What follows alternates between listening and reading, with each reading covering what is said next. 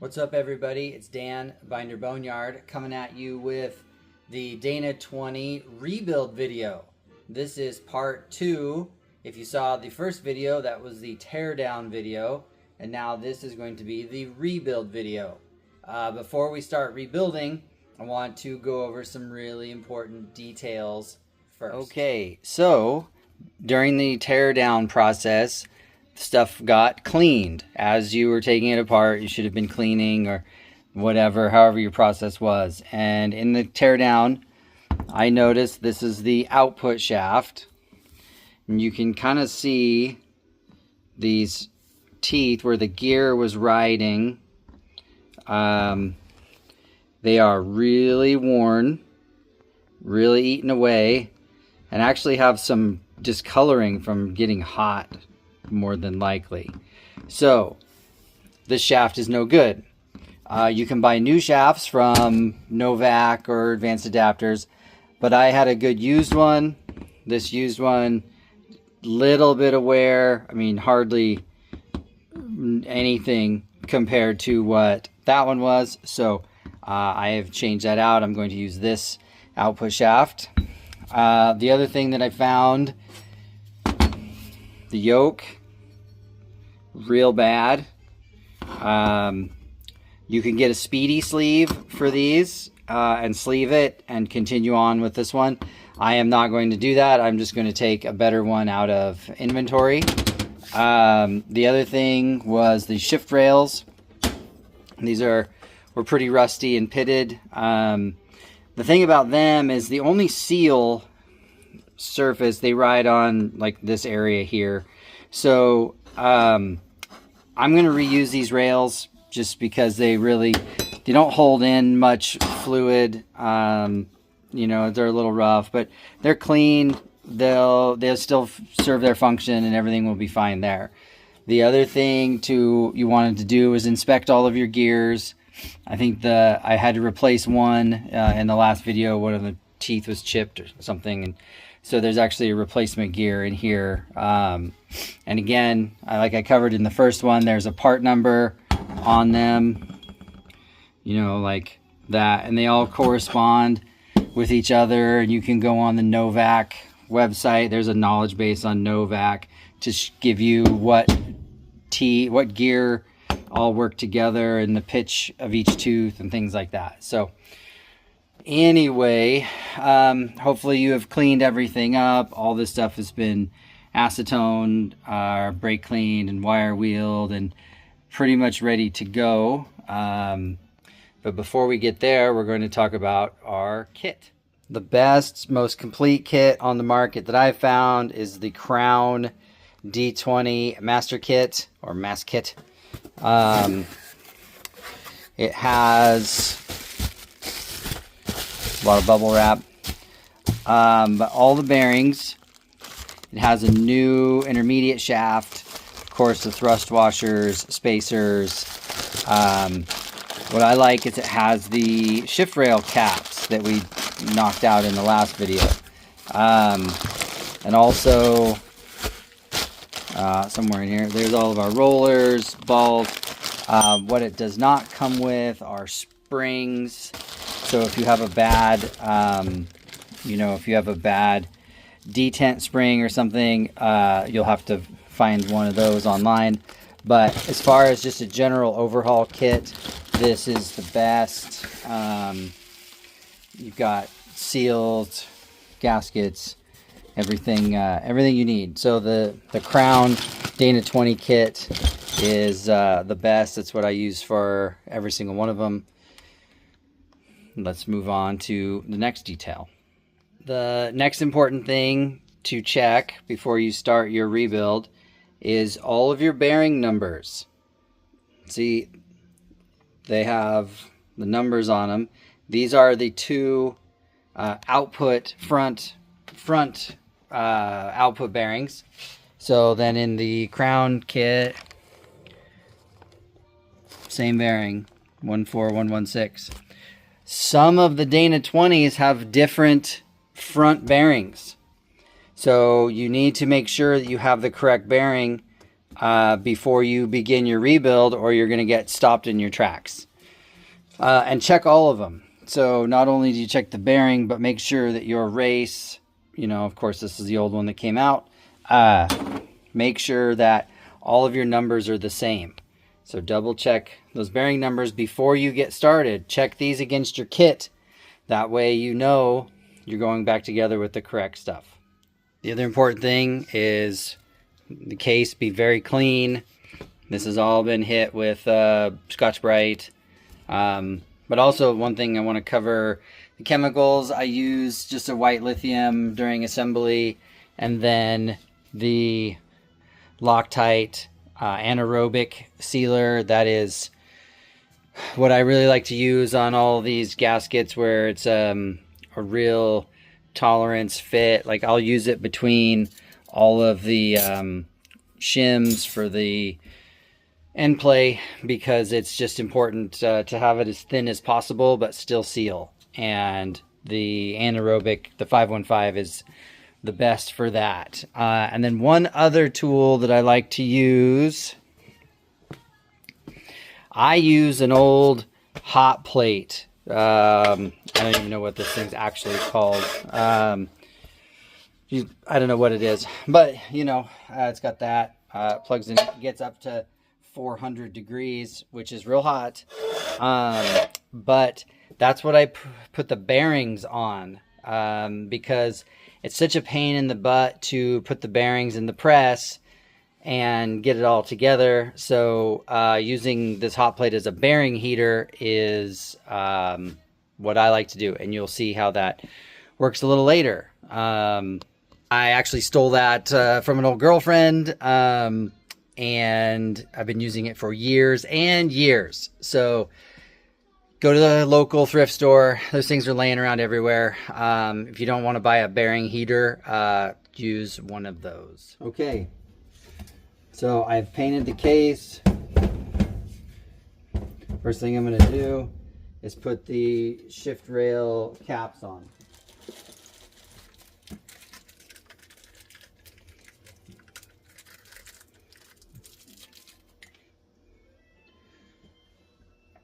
They are a press fit, but I still, because I'm a weirdo,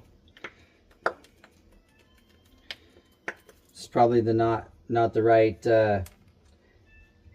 application for this stuff, but I just put a little tiny dab on them. Looks like I'm getting low on sealer too.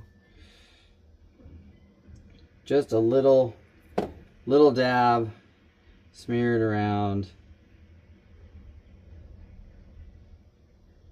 You almost can't see that it's on there even.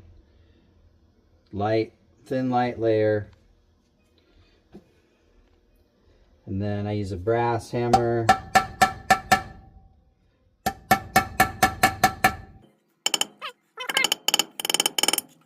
There. Because like I said, it's a press fit. And it's gonna make me work for it.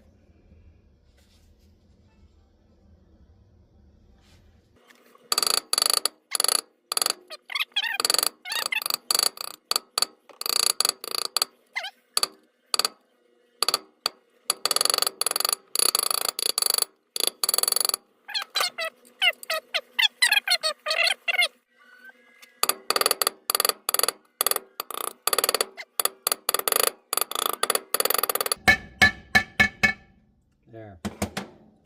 That one was a little better. Wipe off any sealer that's squeezed out. All right. Now I got this all painted up nice, but I'm gonna probably scratch it up.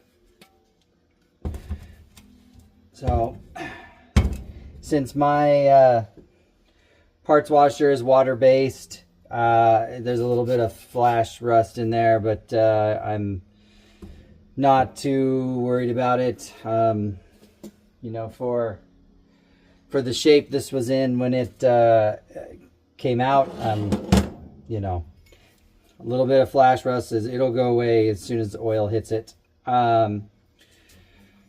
Shift fork, this is the front range. You know it's the front range because if you remember when you took your shift rail out, the set screw was blocked. It was pointing away from you, so you had to rotate it down to undo the set screw before you could pull the rail out. So you know that's the front range. And then your shift rails, remember these notches, these 3 notches are where your detent ball rides. So because the case is upside down, these are going to be pointing up because it's so complicated. But when the front drive is in, you know, the balls are pushing that way. So you know that this is the high range rail. This is the low range rail. You've got your grooves. This is for the indicator light. This is for the, what do you call them? I just spaced what they're called. Interlock pills. Interlock pills. And then these are your detents.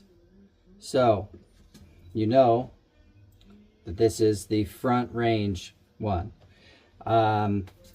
So, before I put it in there, I like to just a little light greasing, especially this end. It's going to live in that bearing pot,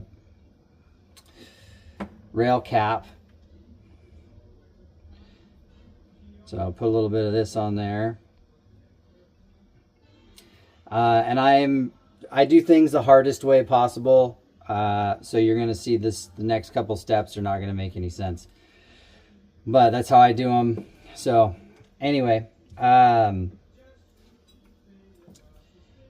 rail, low side. Get your fork on there. Work it through. And remember, you've got it's got to line up with that set screw hole there. Set screw. Oh, I forgot something. Loctite 243. It's the blue Loctite. I like to use on the on these set screws. Remember, I use the long installer most of the time. There we go. I don't go crazy on it, but I do put a little bit on there.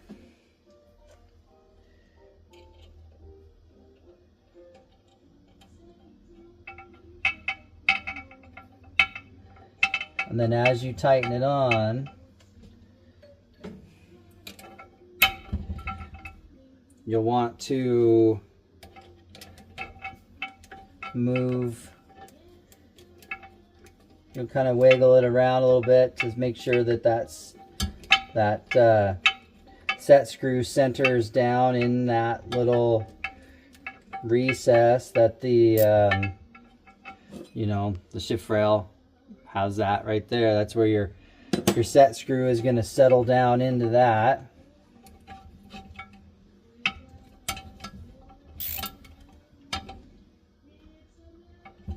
I don't have a torque spec for that, but it's snug. Okay. So now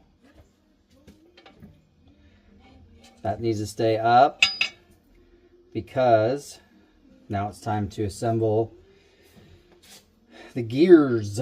So front range gear. Double check your fit. There. So you know that's the range for that shaft.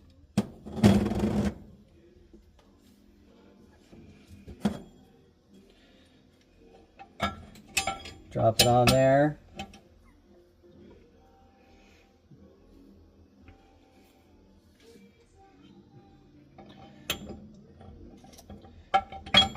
forgot a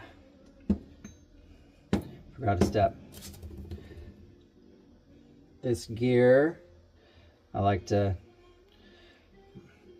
put grease in it because you don't know how long it's going to sit for. You don't know where it's going. You don't know how it may get used.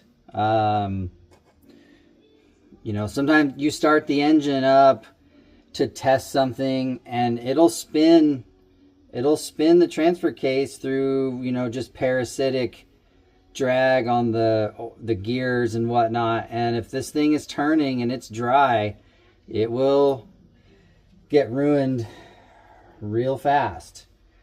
So bearing, remember your teeth.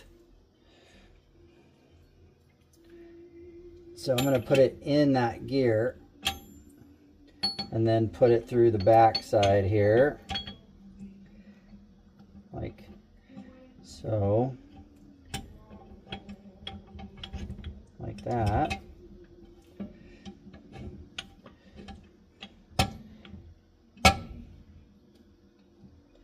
There, so they're engaged. I know it's sticking way out the back right now, which you'll see here in a second. Then thrust washer.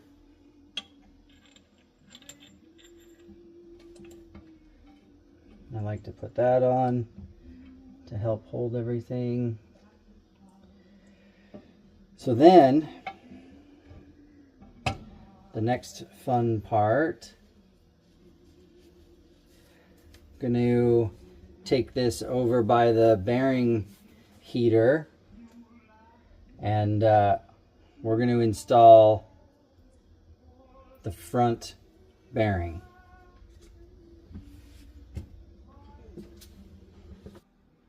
Okay, bearings have been on the heater for a little bit.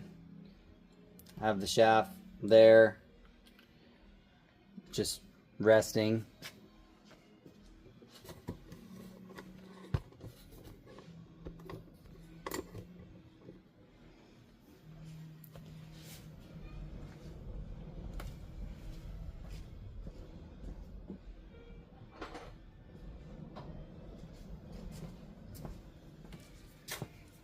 Just in case. The whole point of this, doing it this way, is so that I don't have to put this thing in the press and try and jam everything in there and push it all together and hope that it's square and all that. Usually when you heat it in the bearing heater, it drops right on there. And it just makes it a little easier. But, you know, you always run the risk of the bearing turning sideways when you drop it on and then getting stuck, and then, you know, it's a whole ordeal to get it out. You know, and since everything for me goes the hard way, I wouldn't be surprised if that's what happens when I try this move. Normally it works fine, but like I said, anything can happen. These have been cooking for a while. You don't want to get them too hot because you'll actually anneal the bearings, and that's not good either. But they've been on there for a while. But I have the brass punch in case I gotta straighten it out a little bit to get it to drop the rest of the way on there. I'm sorry I don't have a better angle. This is the best I can do. Wear your gloves. These things are, you know, 300 plus degrees. Yeah, did not go. There. That's all it took. Just lined it up, and it dropped right in. So now now be careful. Do not pick the case up, because the shaft will fall out the bottom and ruin your bearing set. So the next step I usually do is some WD-40 on it to cool the bearing and get it to shrink back down, and then it'll stay on there.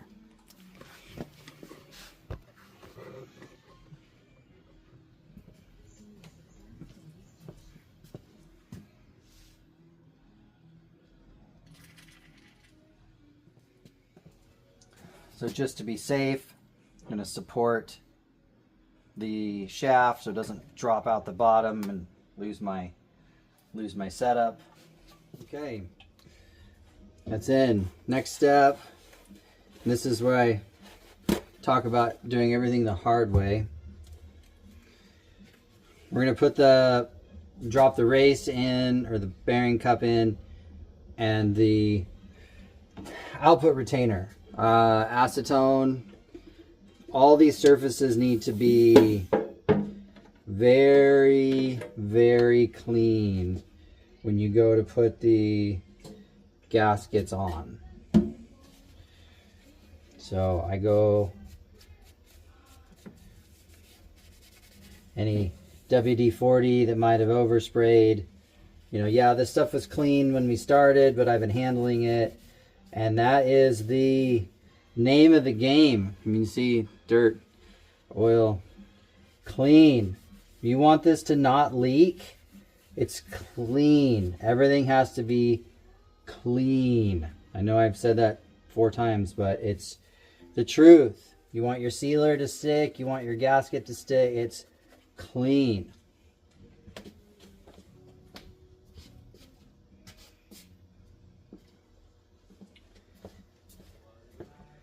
And then this is the front bearing retainer, same thing, clean.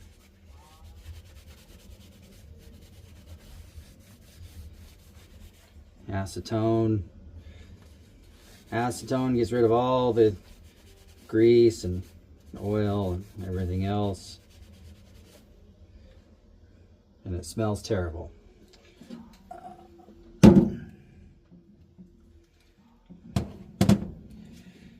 Okay, this is where it gets hard and complicated.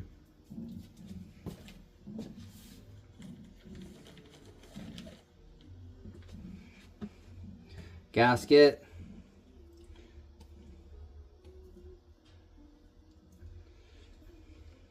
Gasket. Remember, try to keep this clean. You know, you just cleaned that and you just did this, but then I see guys in their videos and then they set it down on their, you know, wherever, on something dirty or gross, and you know, you got to keep this clean as well. But the reason I got it out is that I wanted to check my layout. Yep, that's the one. So, and I do that because the next step is ridiculous.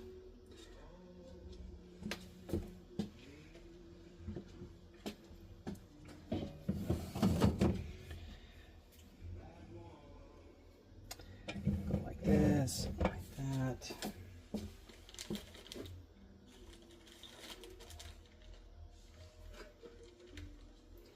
Getting ahead of myself. Got to remember to put my race in there.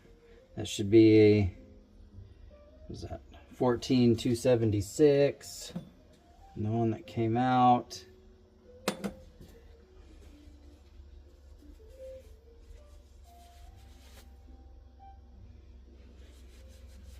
Can't read it. Too corroded.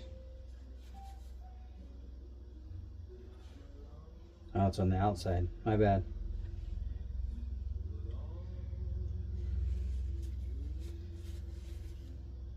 Yeah, the one that came out, 14276. So, take that guy right there. Little brass hammer action.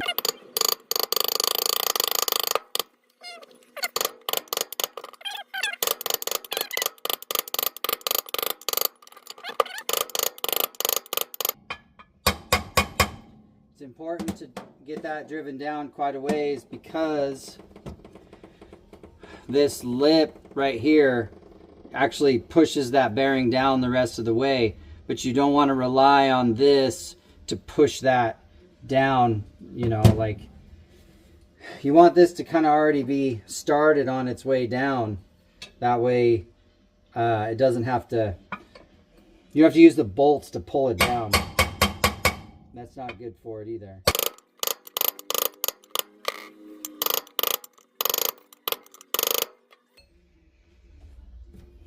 Okay, now that I've touched that, remember kids, clean.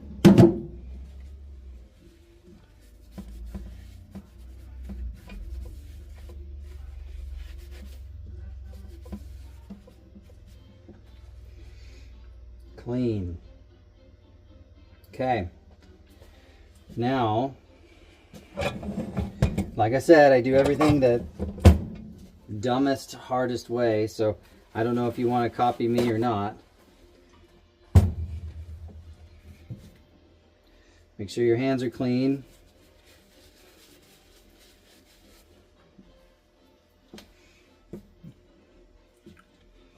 Our gasket lays on like that. So rather than smear sealer all over this surface, I put it on the gasket. And remember, it goes on pretty thin, so you just dab some on there. And then I smear it around. Make sure you go around all the ears. And this is anaerobic sealer, so it actually doesn't start sealing until you squish it down with that bearing retainer. It hardens up in the absence of air, hence the term anaerobic.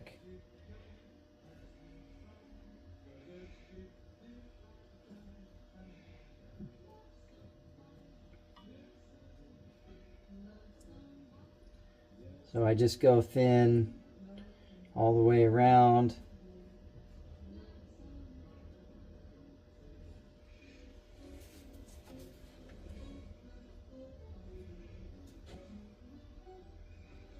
Drop it on.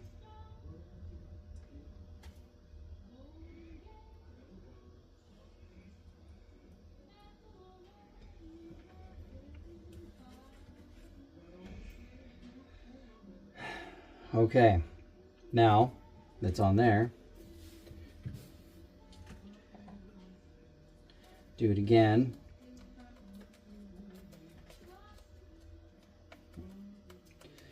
I know you transmission guys are probably screaming at their TV right now. I should have put the bearing retainer on first and then pressed the shaft through the backside and not had to do it this way. And I probably could have. And I think I have. I just don't like wrestling it around in the press. Of course, because the press is not right here next to me. It's all the way on the other side of the shop.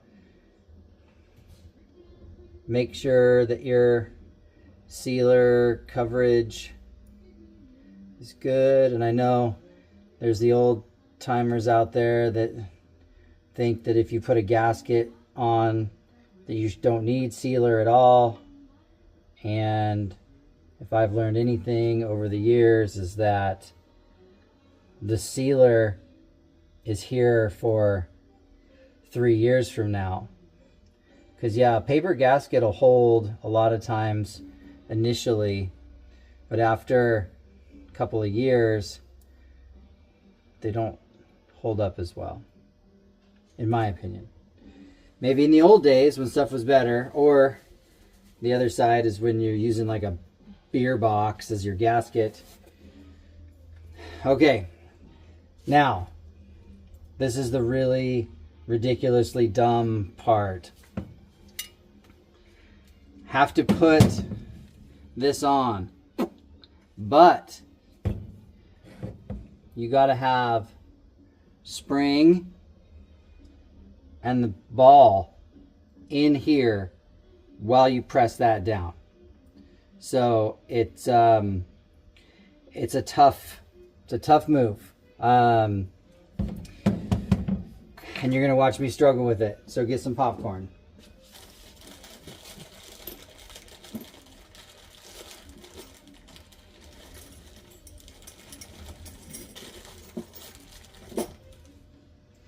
remember I talked about the Crown kit. Comes with new detent balls.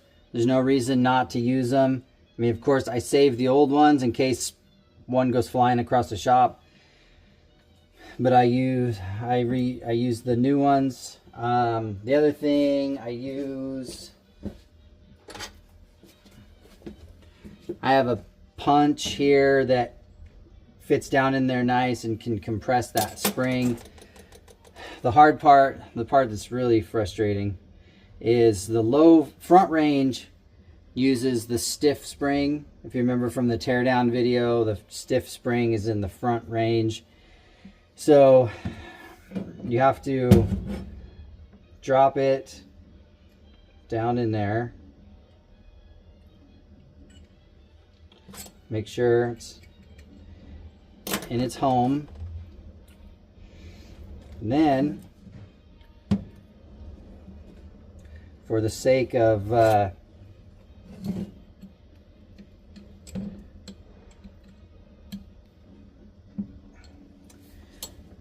ease of all this, I put a little light layer of grease on this so that it helps that slide over. And it shouldn't touch the gasket because it's, I mean, you can see there's distance there, so a little bit of grease to help it slide past. But like I said, the other way to do this is you put the rail in this first, drop it on, tighten it down, and then put everything through from the back side with a press. That way works too, and that's probably the better way to do it. I don't know. I do it this way because I have a mental problem. What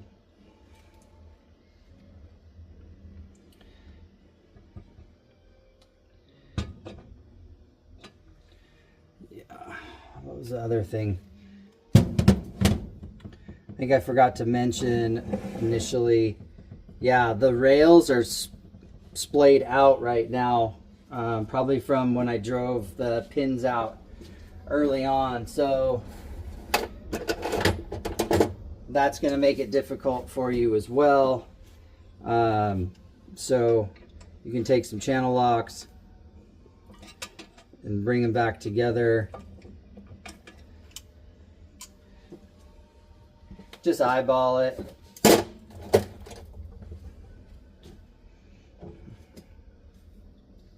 I might have to stand this thing up. We'll see. A lot of times the gasket won't stay though, it slides down. But we'll try to do this in the upright position first. So drop the ball in there.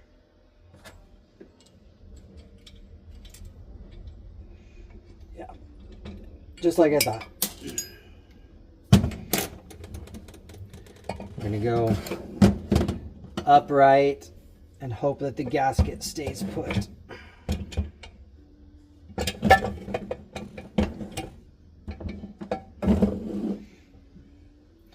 believe that's WD-40 that I sprayed on the bearing.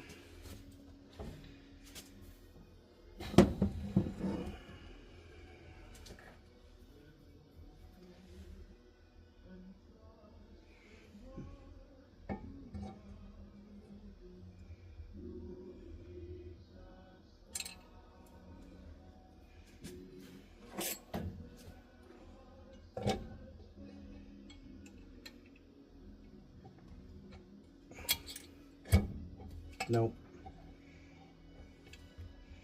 I think that pushed the ball out. Yeah.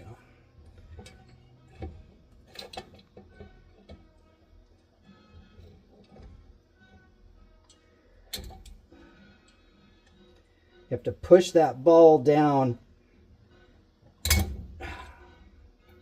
while you push the rail in, or while you push the whole assembly on. And of course that spring is very stiff and it's hard to get it to move down.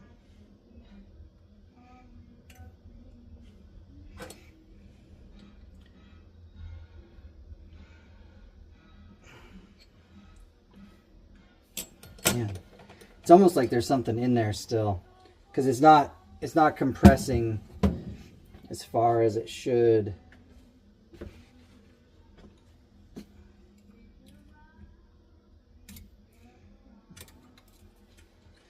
I clean this pretty well, but that doesn't mean that there's not stuff. I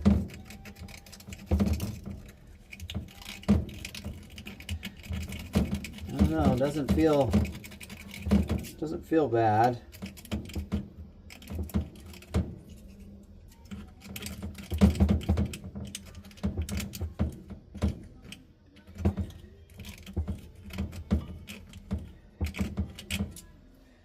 You get the blower, blow that out.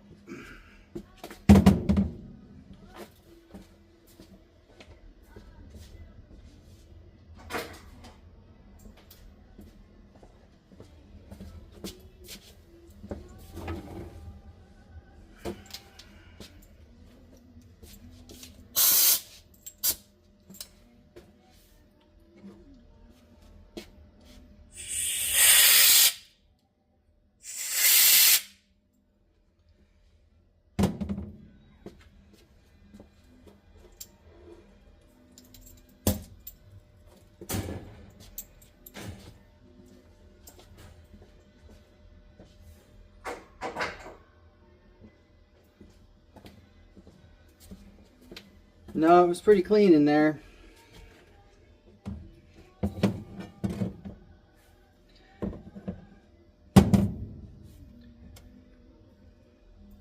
It's just that spring is so stiff. It's really hard. So that's why I said some guys, they put this in a vise and then put the rail in from the front side to hold that in place, and then they lower the assembly on. The other thing I'm gonna have to do is clean this surface while it's part way on so that it sticks to the gasket correctly. This might be a real struggle.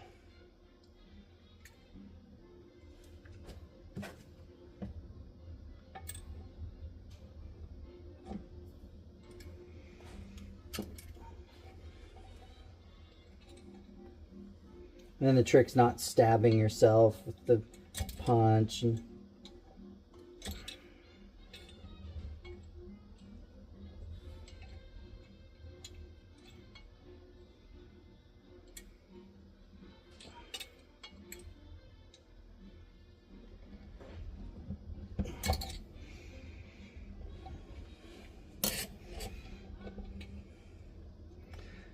I have an idea.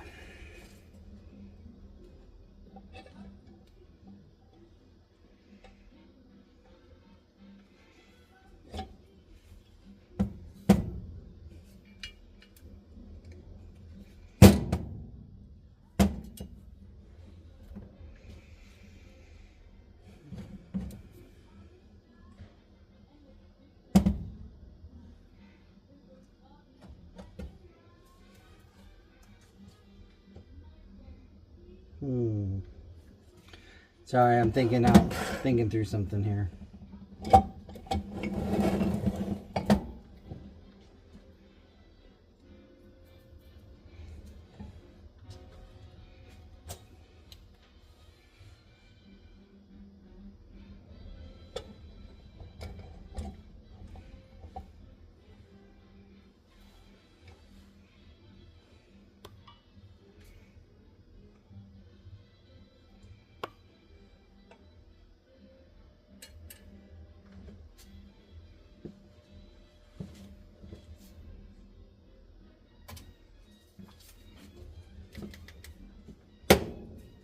I can see in there my experiment here.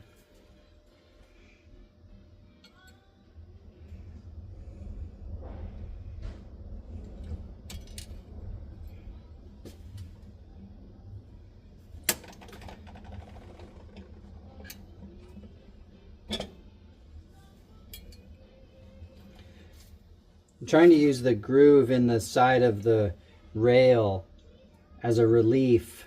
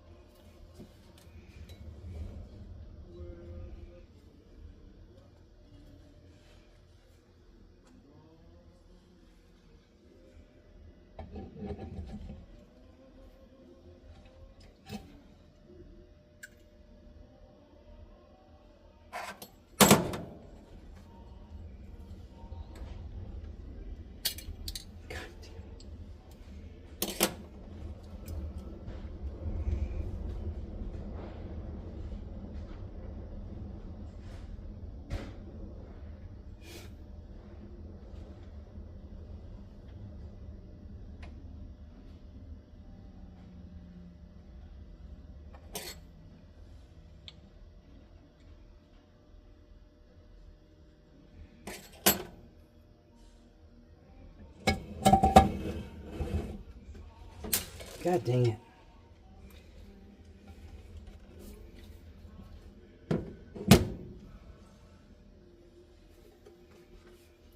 That's why I don't charge by the hour when I do these rebuilds.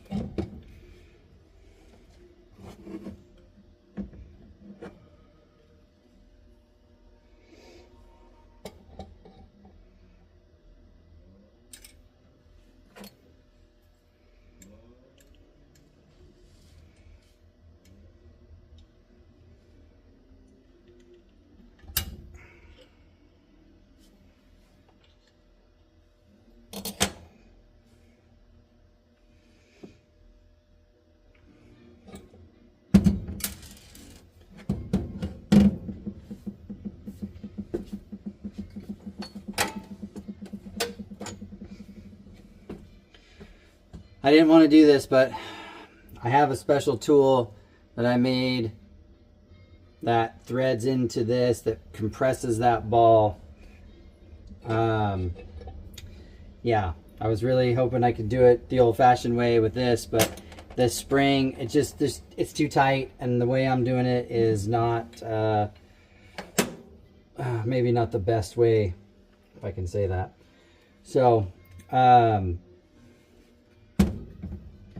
drop the ball back in here.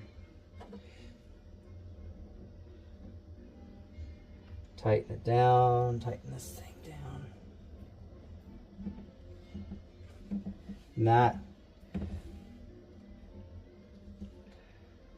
so yeah, it compresses the ball and the spring.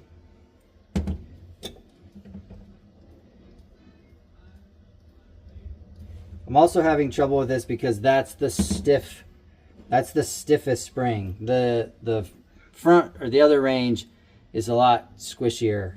But anyways, so no, we go sideways like that. slide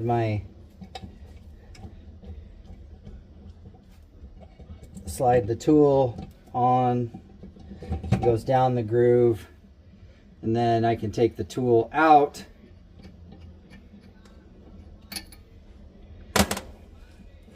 and then rotate it. Now it's on, so I can work it down. But before I go too far, I'm gonna make sure, get some fresh paper towel.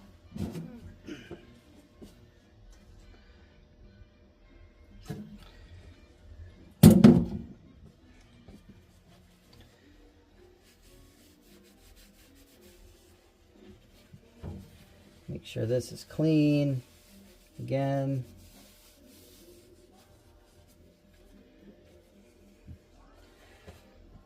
So again, I apologize. I wasn't able to do it with the traditional way, and I had to use a specialty tool. I know I hate that when I watch videos and guys use special tools or whatever, but yeah. This is I believe this is a 5/8, or it's a 9/16 fine thread, 9/16 5 thread bolt that I machined. It's got a little cup on the end of it there that helps keep that ball in place. Anyway, so then just work it down here.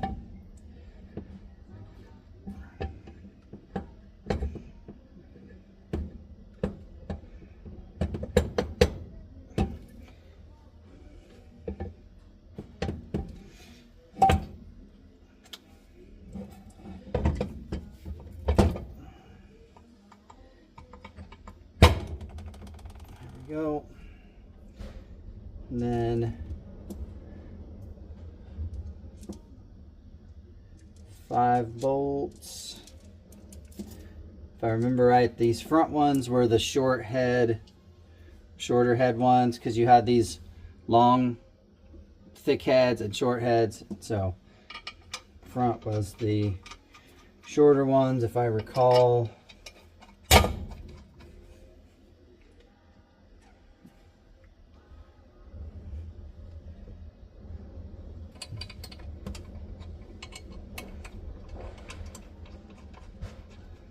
I don't know if you can hear it out there, but it is getting very windy.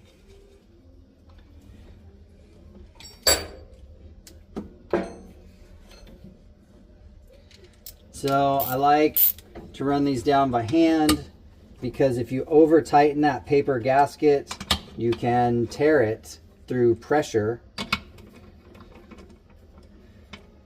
So tighten these down.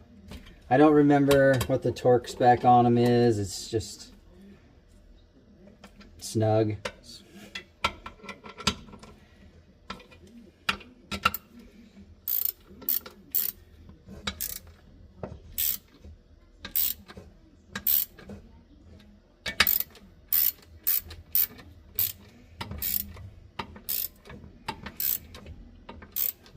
Then part of, like I said, why I do everything the hard way.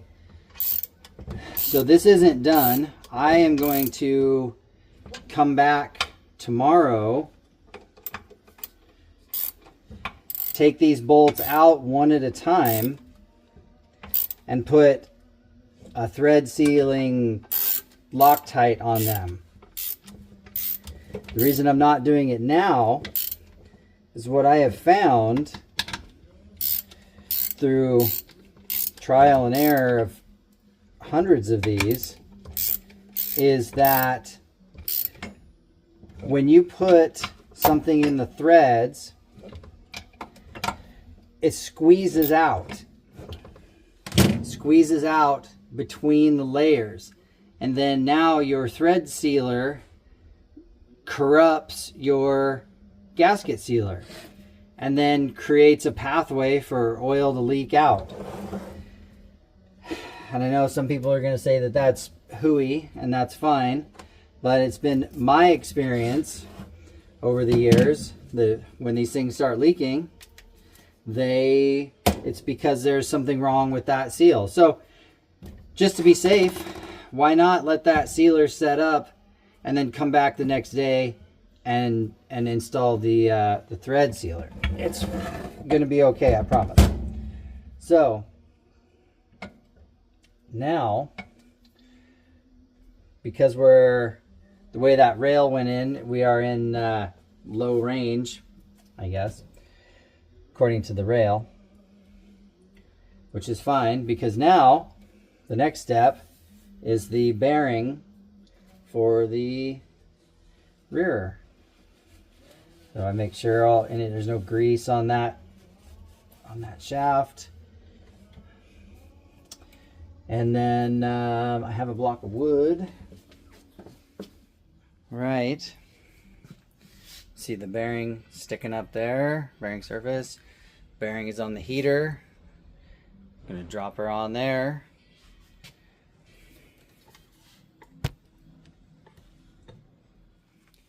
Okay.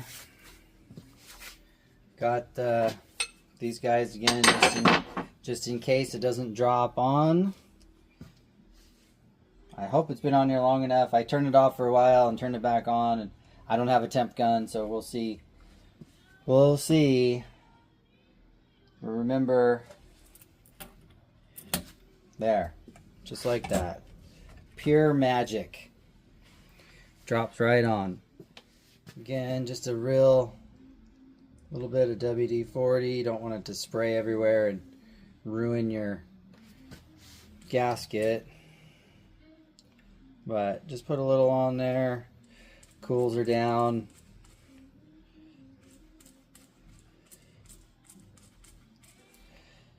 Because you don't want that bearing popping off of there.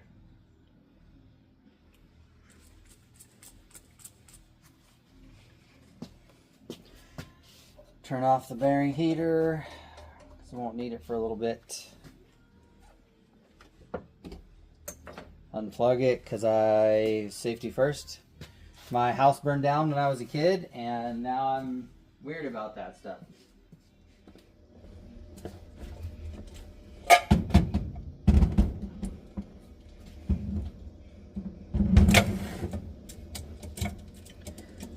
Now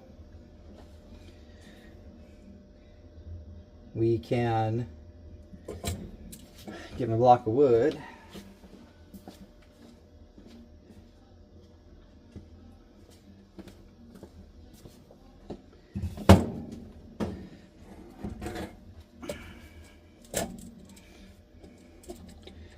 Come on, girl.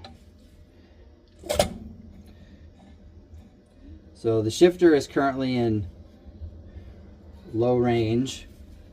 That's why that low range gear is out there like that. So we'll take our bearing, our brass whacker,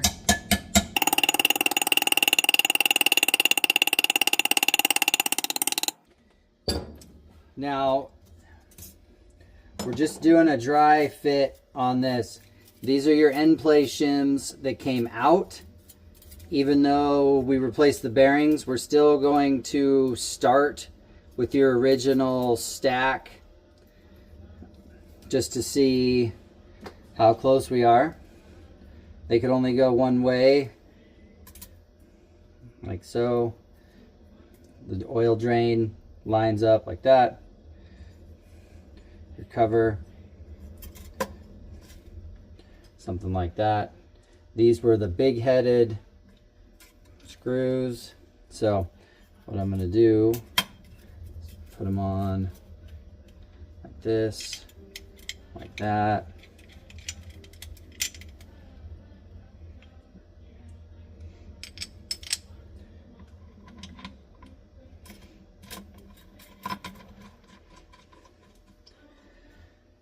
We're going to put these on to check the front output end play.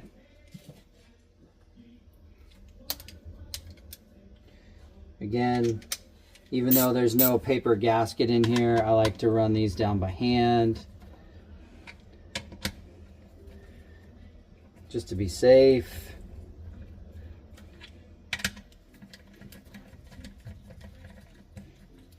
There's a little WD-40 on that bearing still, so it should have lubrication on it for the test. You spin them and stuff like that.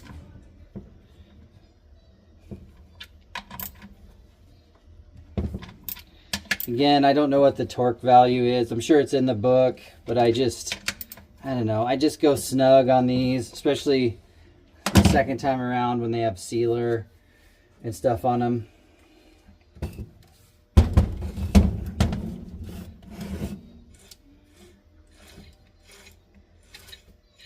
So you hear, the noise you hear is the fork, shift fork on the gear.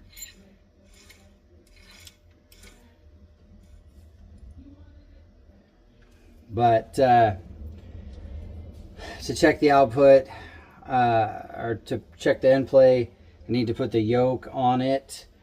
And the yoke is still out there drying because I painted them. So a little bit of sealer that's spooged out there. So we're just going to leave that together because this is very easy. You can change this end play with just these four.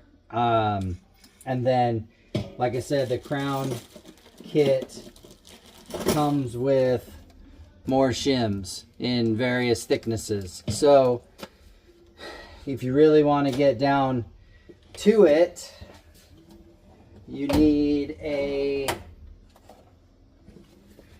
micrometer so that you can measure your shim thicknesses to get to the right one.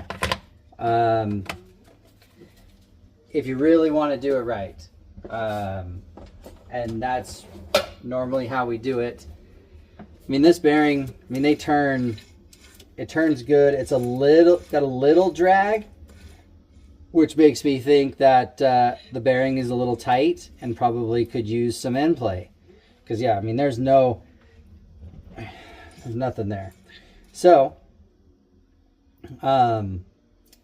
that lets me know that I'm going to have to put a shim in there, more than likely.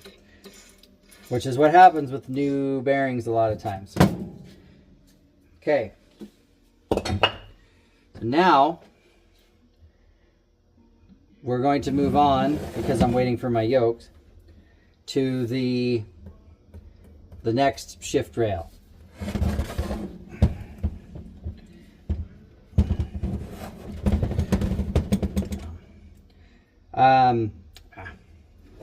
Can't put that shift rail in until the front drive is in neutral. So, to get to neutral, you can slide the gear sometimes. It's gonna fight me. That spring is so stiff. You can slide the gear. Oh, come on.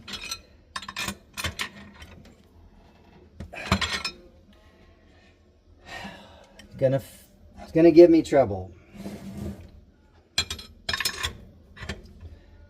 I don't recommend this to everybody, but put some pressure on it with a bar. Sometimes you can get that detent to start moving.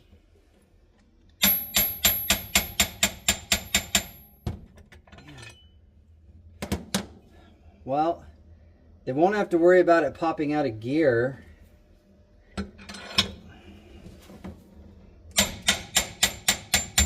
There we go. There. Now we're in neutral.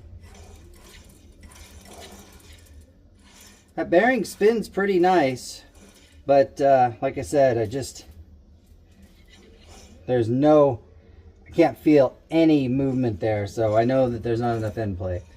Okay, anyway, now that that's where it's supposed to go. And remember, kids, this is a brass hammer. Don't ever hit those gears with a regular hammer. All right, so now, spring, down the hole. And just to note, when this rail is in neutral, you should be able to look down this bore and see no interlock pills. So if you have a flashlight, shine down there. If you see a pill sticking out, then you're not in the right gear.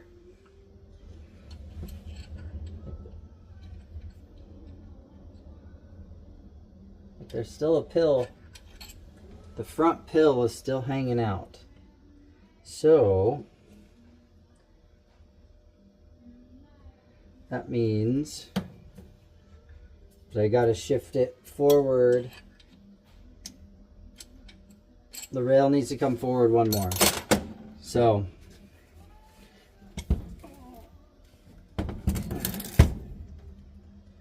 my spring just fell out. That's okay. There. That's neutral. I was not all the way into neutral. I was in between gears.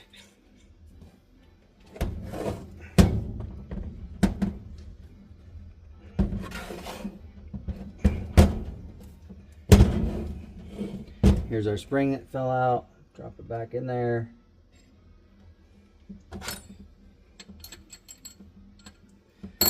Double check with my light. Just punch, make sure they're all pushed. Both of them are pushed back, out of the way.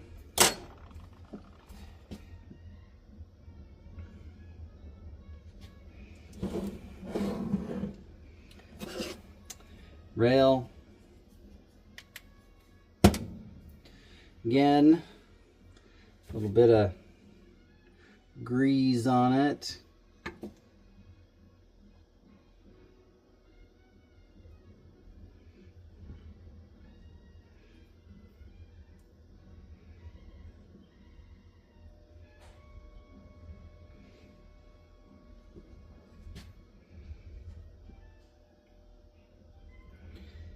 And just like the removal video, if you remember, it needs to go in at 90 degrees.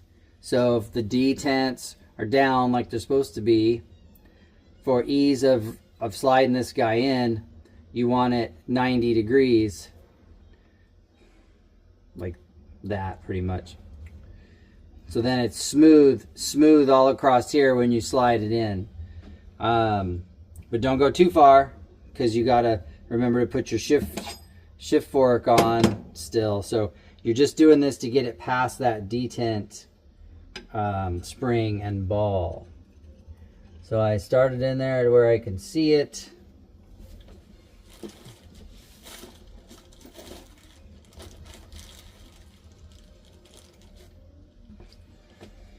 Spring is in there.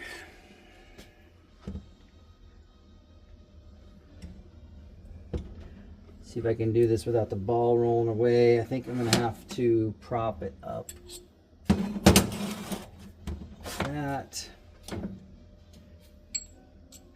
Drop the ball in there carefully and then lose it forever.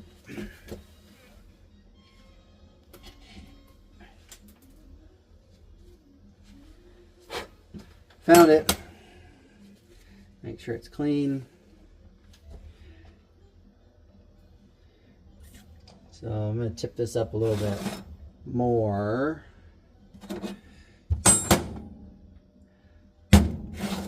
So that doesn't happen again. Okay. There. It's on top of the spring. Again, you might want safety glasses in case that spring or that ball comes flying out of there, but so you can see it's just starting to poke through there. Now,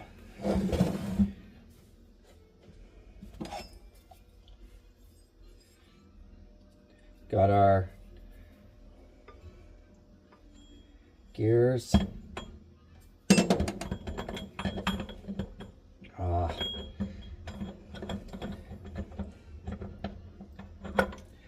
think what I'm going to do... No, I'll drop this in if it'll let me. Come on, girl.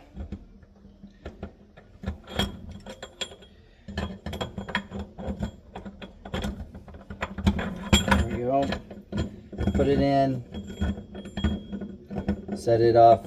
Just kind of leave it in there. But it has to be in there because you won't get it in any other way later. So then drop that in. Get my fork back in the groove. Cause like I don't have an example, but you know, you can see on this one, this groove is where the fork's where it rides, you know. So this gear has the same groove that goes in it like that. So you gotta make sure when this guy goes in, it's got to be in the groove before you start putting the shift rail through it. That's why a little bit of grease on there goes, it really helps.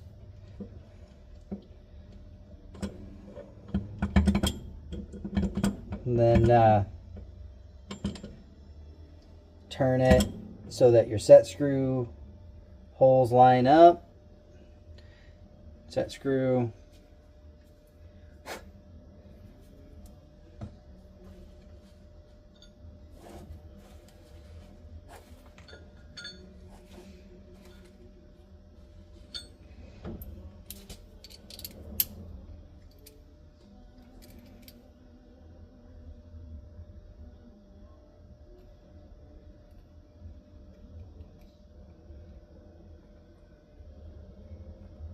Some blue on there. And then hope that it doesn't fall off when you ease it down in there.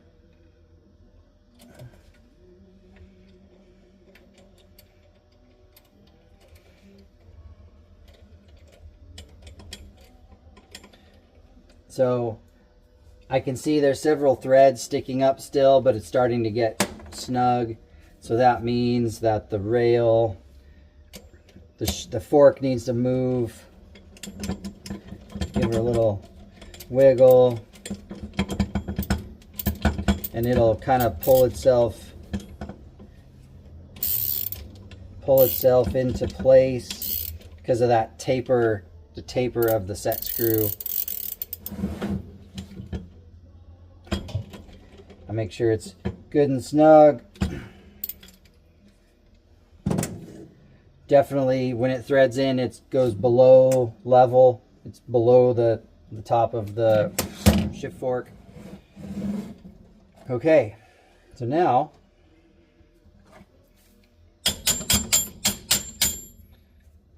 that's neutral.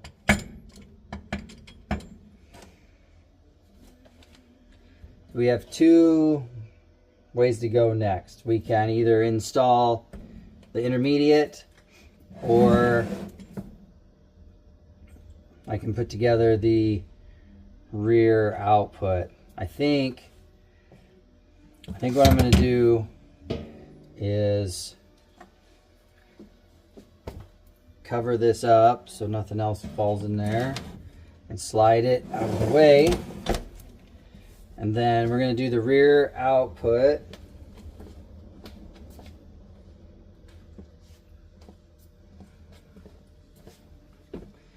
Rear output. So remember too, or keep in mind, I should say, I did stuff off camera before I started. Like, I already pressed the new races into this. I've already done a bunch of cleaning. I already got stuff sorted out. So, but it looks like I forgot to clean those shims. So, like, before you get started on your process, make sure that you have all this stuff done and clean and ready before you start putting it back together. Otherwise, you're gonna get mixed up and get all out of sorts. So these are the output shims.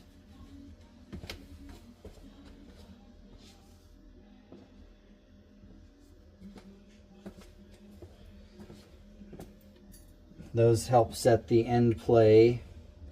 The Crown kit does come with those.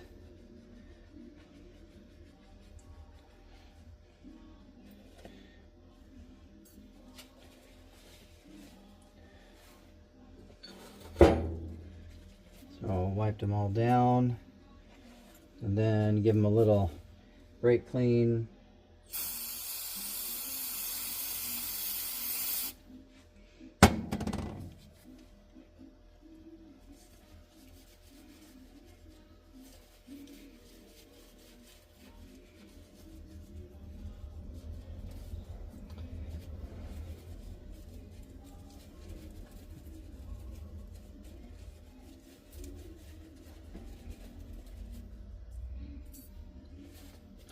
Again, those were the original shims that were on there. Who knows what we're going to need.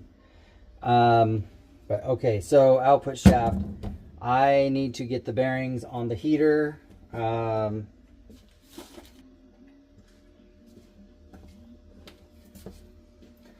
my bad. I should have put those bearings on the heater several minutes ago. Yeah.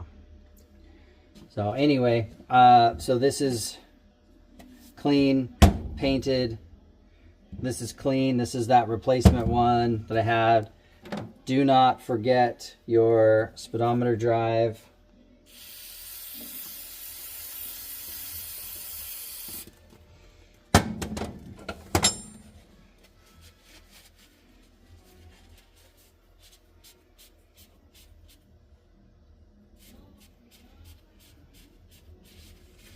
You also notice that I haven't put any seals on anything. I don't like to mess around with the seals installed just in case there's a problem or whatever, or damage something. I don't want to mess that up, so I wait and put the seals in at the end. That's a little harder just because your driver has to go over the shaft and whatever, but no, I just like that more. So anyway, I'm going to pause the video for a minute while the bearings cook, and then we'll come back. All right, bearings are nice and hot. Make sure you drop them on the right way, or crooked. There. Got lucky on that one. Went right on. That one can sit. That bearing stays on now for the duration. Little WD-40. Now we drop the output on. Speedo drive. Oh, come on. Maybe I should have warmed that one up. Then our shims from before.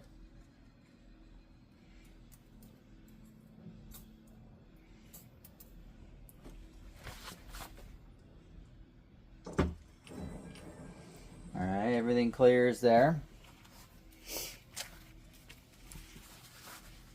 So now remember, this one drops on the other way.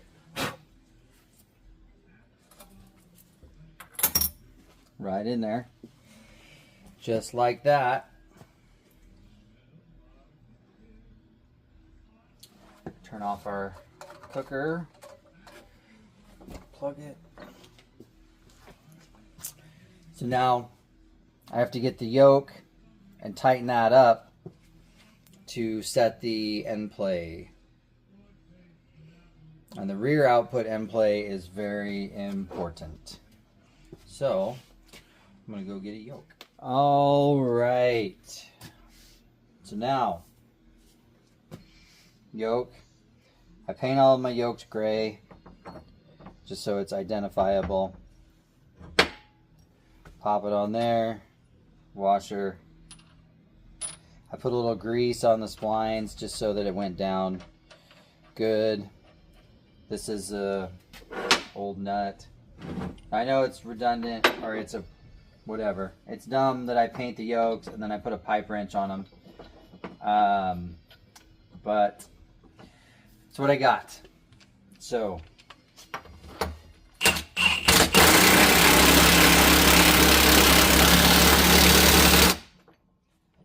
hit that till it rattles pretty good. Little rough spot right there.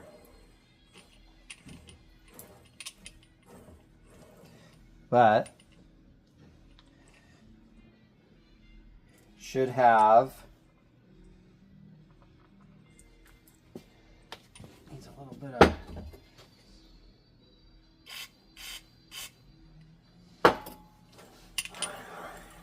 there we go. Little double D40 in there.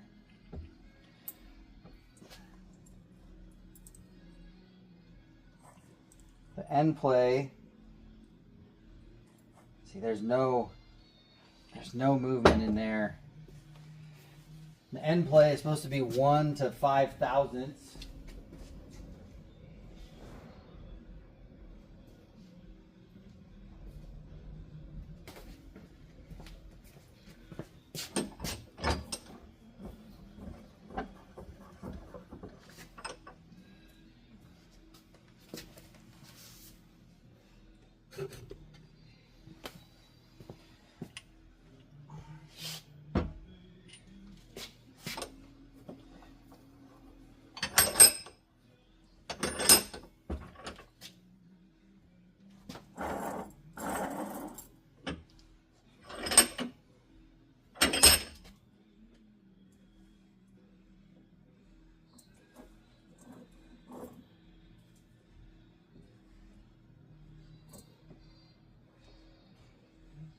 I don't feel any, but need to get my gauge. So I set up the dial indicator, and the magnet doesn't hold the base very well, so I had to put a clamp on it. But I think you can see, if I don't rotate the yoke, just pull, I don't have the end play that I need. So I have to take the yoke off, push the shaft out, and figure out my shim stack. Yeah, I used the mic, and the first stack was like 0.0721, and through mixing and matching shims and stuff, we're at 0.0733 now. So I'm hoping that is enough to give us our end play we need. Got the bearing back on the cooker.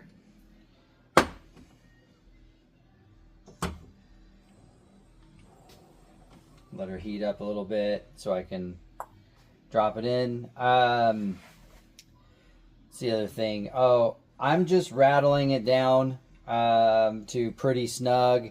The final torque value we'll get to at the end, but for now, snug with this is gonna be close to our torque value. And yeah, I'm using the old lock nut. So yeah. Anyways, I'll let that bearing heat up some more, and then we'll drop her on. First try, right in.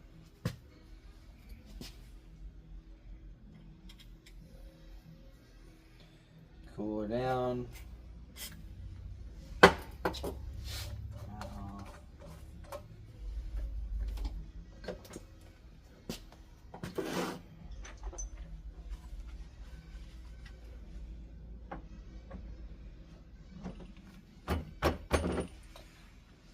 A little WD-40 on these threads, since I'm running the lock nut through them a bunch of times. It's not the best on threads.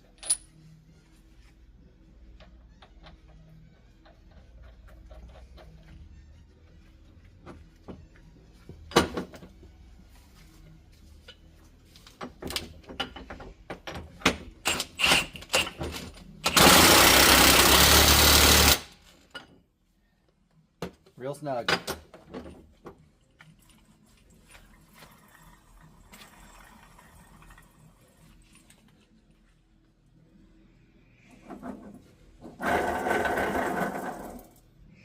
That pretty much no drag.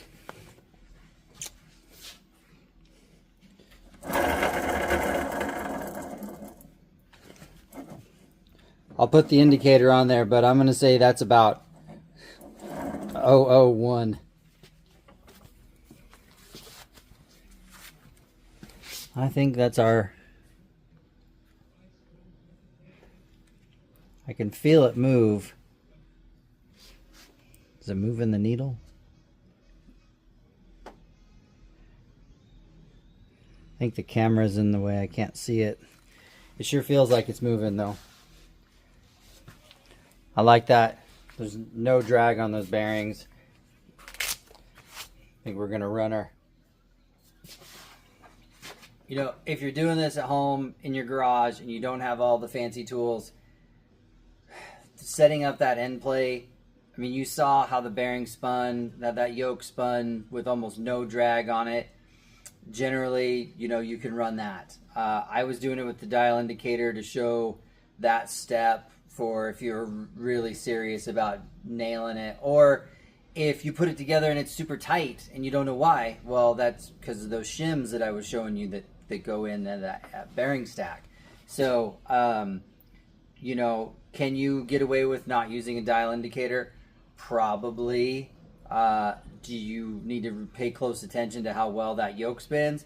Absolutely. And now we're going to put that into the housing and move on to the next steps. Okay, that is set. That spins real nice. So next step is clean again. Acetone, paper towel.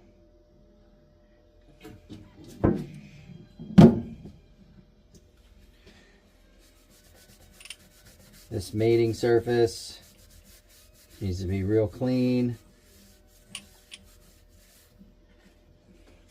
This mating surface needs to be real clean. You know, all this flipping it over and turning around and handling it, you know, it's got dirty. Just want to make sure both surfaces are clean.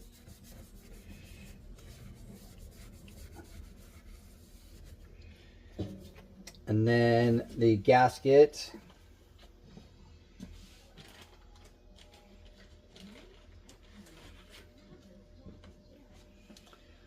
My one complaint about the Crown kits is that these gaskets are like a 1/16 of an inch too small normally.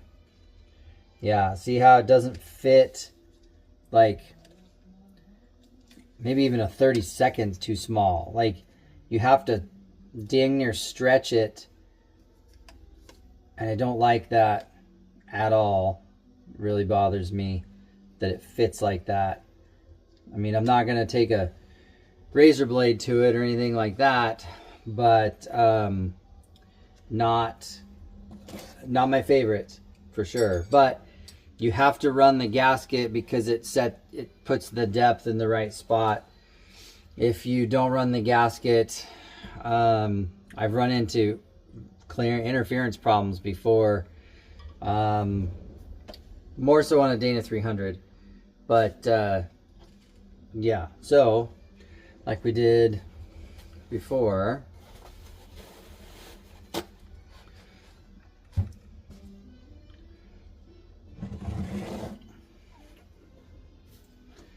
since we know that that is the downside,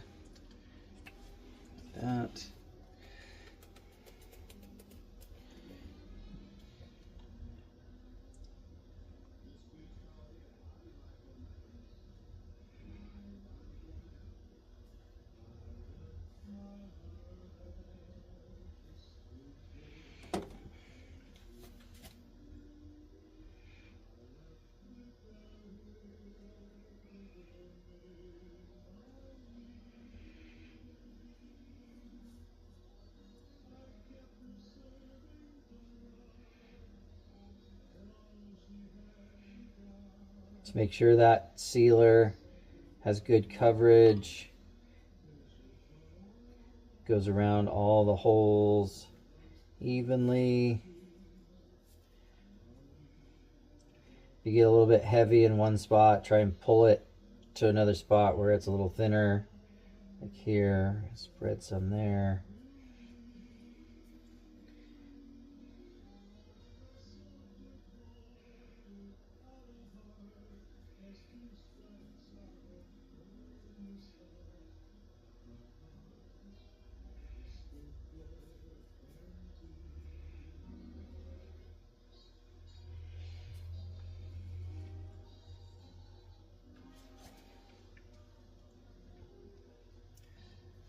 Pop it on there. Like I said, I don't like how it fits, and you have to like finagle it on there and really run the risk of tearing it.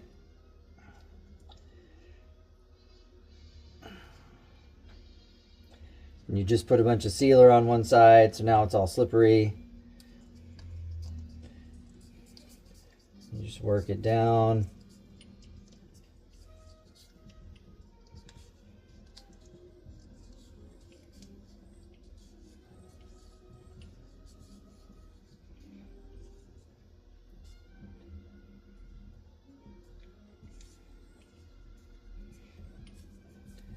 Just like that.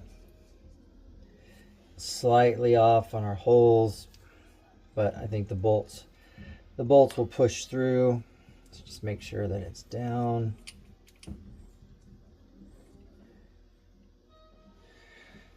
All right, and then we run it out.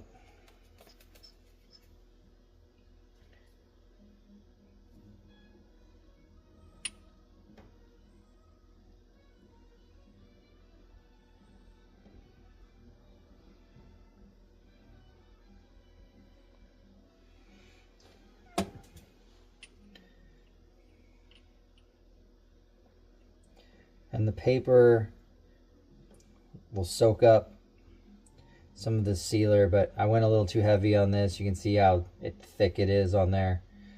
So it's gonna make a mess, a little bit of a mess when I squeeze it out, when it squeezes out when I put it on there, but anyway.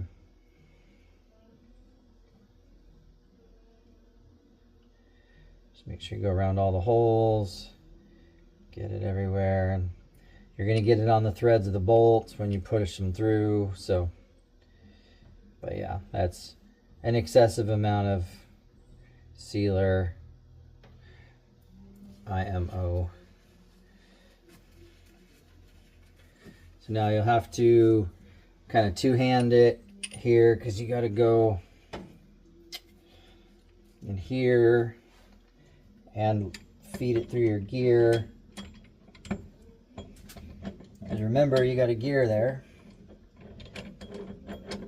It's retained by the shift fork.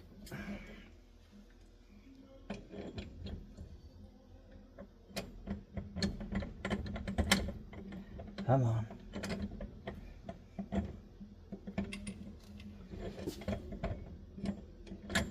we go.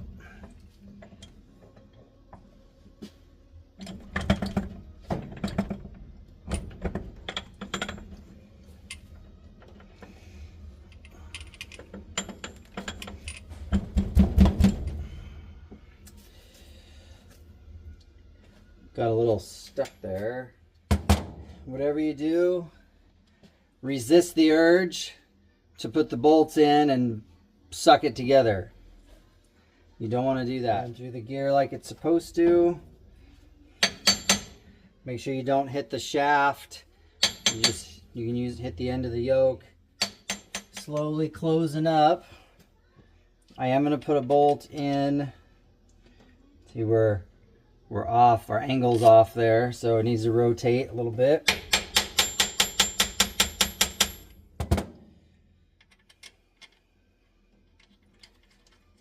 Now, like I said, I'm not pulling it together with the bolts. I'm using them as an alignment so that it can't rotate and get out of whack before it's all the way settled down.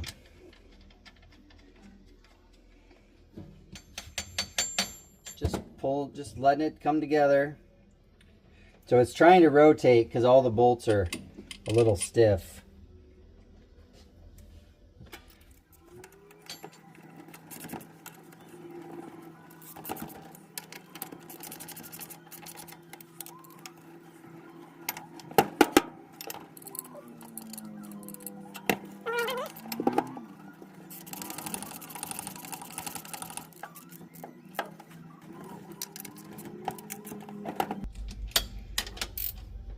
Remember, that's a paper gasket, so if you go too tight, it'll tear under the pressure.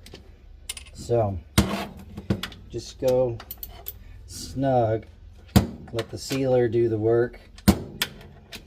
You can see that extra sealer squeezed out, so I'm gonna wipe it off while I can before it makes a mess on everything else. Being anaerobic, it'll never harden up, so it'll just, every time you touch it, it'll make a mess. So just trying to mitigate a little mess there. Okay, that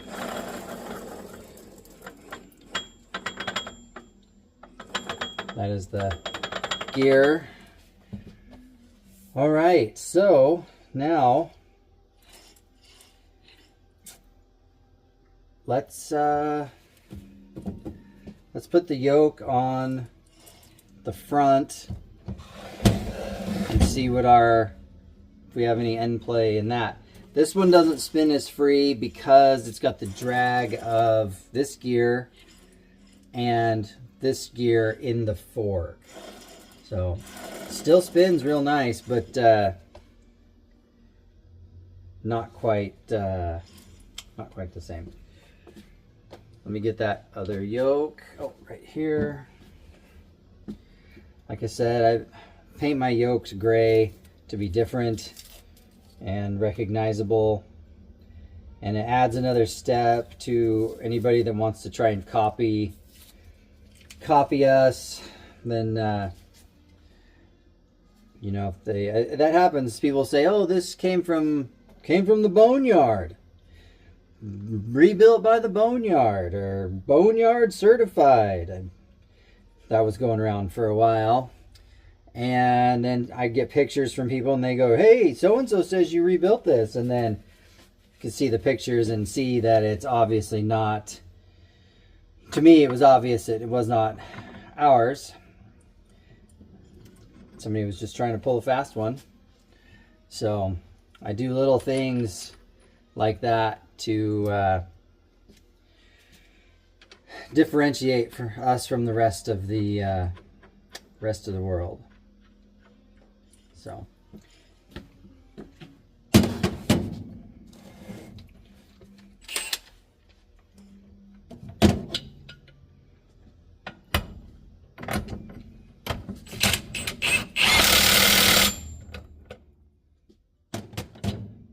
that's tight.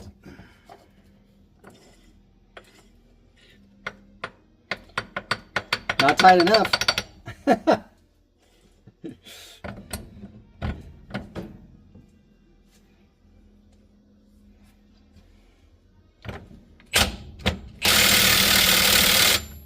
Well, that's weird.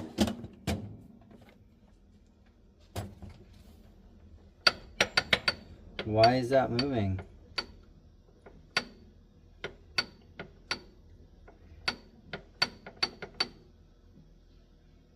Did I forget something? Oh,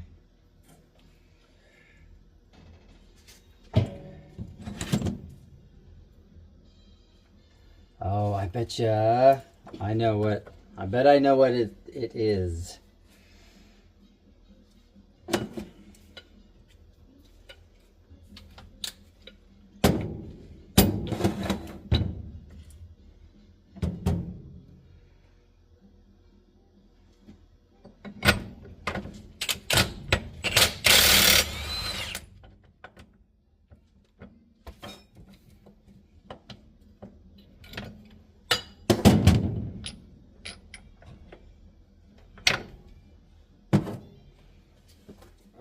Okay, so spacer. This was in the teardown video. When I was cleaning up all my parts, I mistakenly thought that it was one of the spacers for the roller bearings. So I forgot to grab it.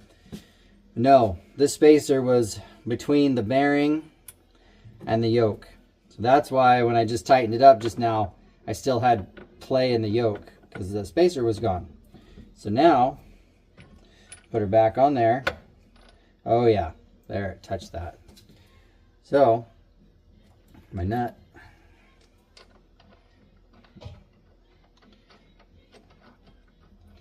Remember, these will come back off so I can put the seals on and stuff. So we're not done. Once they're, you know, me rattling them down does not mean I'm done. It just means I'm done for now.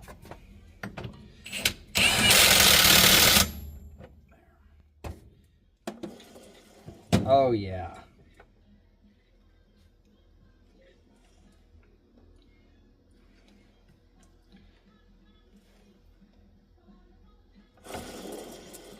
Yeah, I like that. There's about the same amount of play that the rear has. Again, not scientific. I mean, I can get the end play gauge out and set it up like I did on that one. I can feel it. Like I can just feel that in and out, like just barely. It doesn't even make a noise, but I can just feel it move. And for it to spin like that, you know that there's no drag on those bearings at all. To spin like that, even with the gears and stuff on them, like that lets me know that that's fine. That is a fine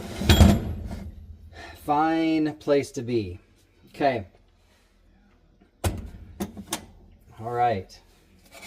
Now, everybody's favorite part,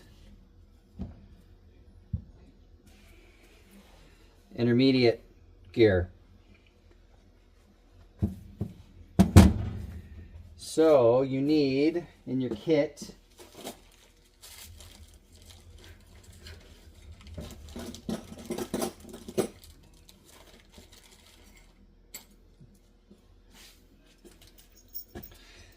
you should have 3 new spacers and a sack of needles. If you remember the old ones, it went washer, a row of needles, washer, a row of needles, and a washer on the outside. You're putting in a new intermediate shaft.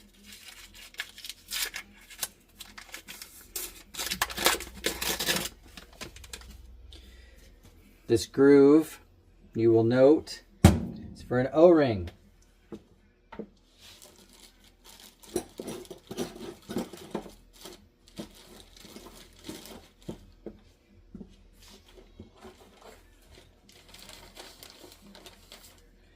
So in your kit, in your Crown kit, there's the bag of gaskets and seals. The O-ring is in this bag.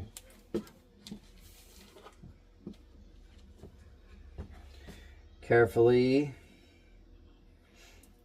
roll that on there like you boys remember how to do. Rolled on. So I do that so I just don't forget. But anyways, that's done. So now I'm going to grab my big jug of, or container of assembly goo.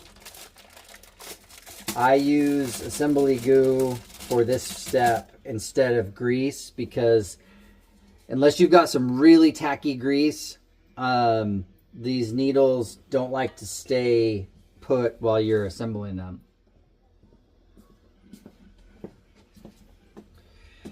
This is assembly goo. You can get this at Napa. There's different tackinesses. I can't remember what the colors mean. The green is pretty tacky. have a paper towel ready because you're going to get it everywhere and all over you. And anyway, I keep it in the refrigerator so that it stays good and tacky. If you're doing this in the summertime, it will soften up and get like grease where it'll just get soft. But anyways, so first thing I do is I am very generous with my application of it inside the gear.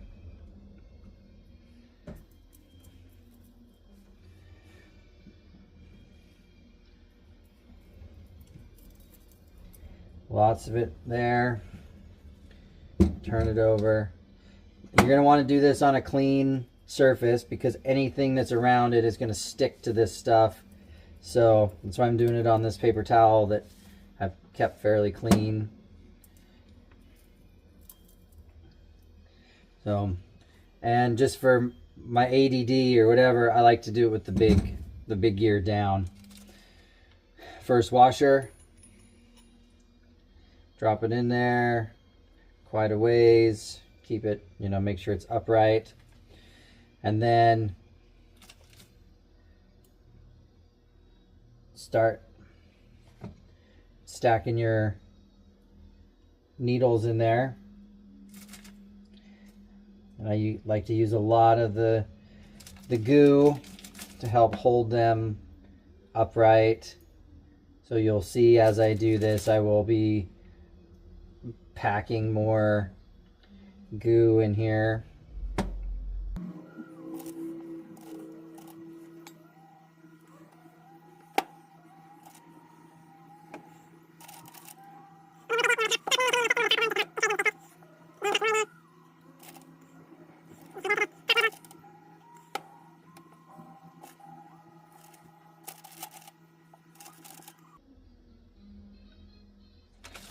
You'll notice when you start to get around that you can't put them in from the side.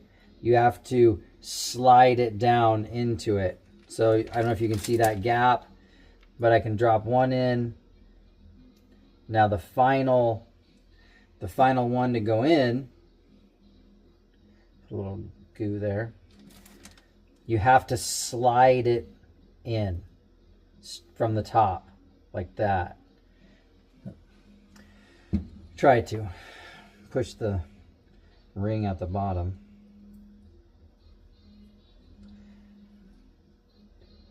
But you can't snap it in. It has to come in from the top like that. And now that they're all in, they're kind of self-locking, self-retaining like an igloo. Then I push them down a little bit, enough for the next ring. Put a layer of goo on here to help hold it.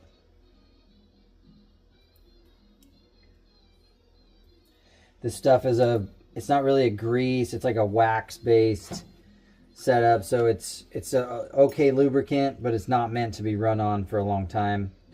So then once you got that in there, I use the washer and I push them down. Make sure your rollers are still all intact where they need to be.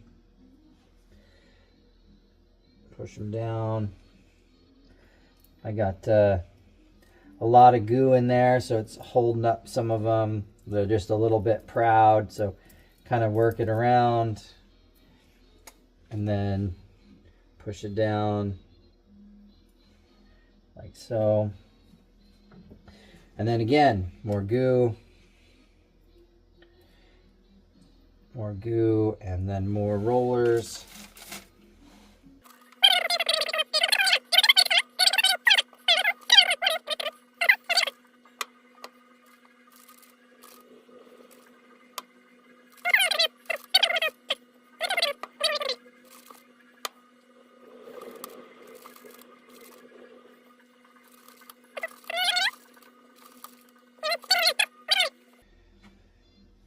more goo to help them stay put.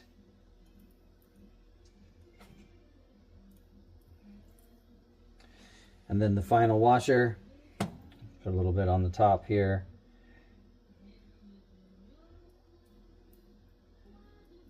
Like that. Pack that guy in there, just like that. And now your hands are okay. Now, close up our goo here.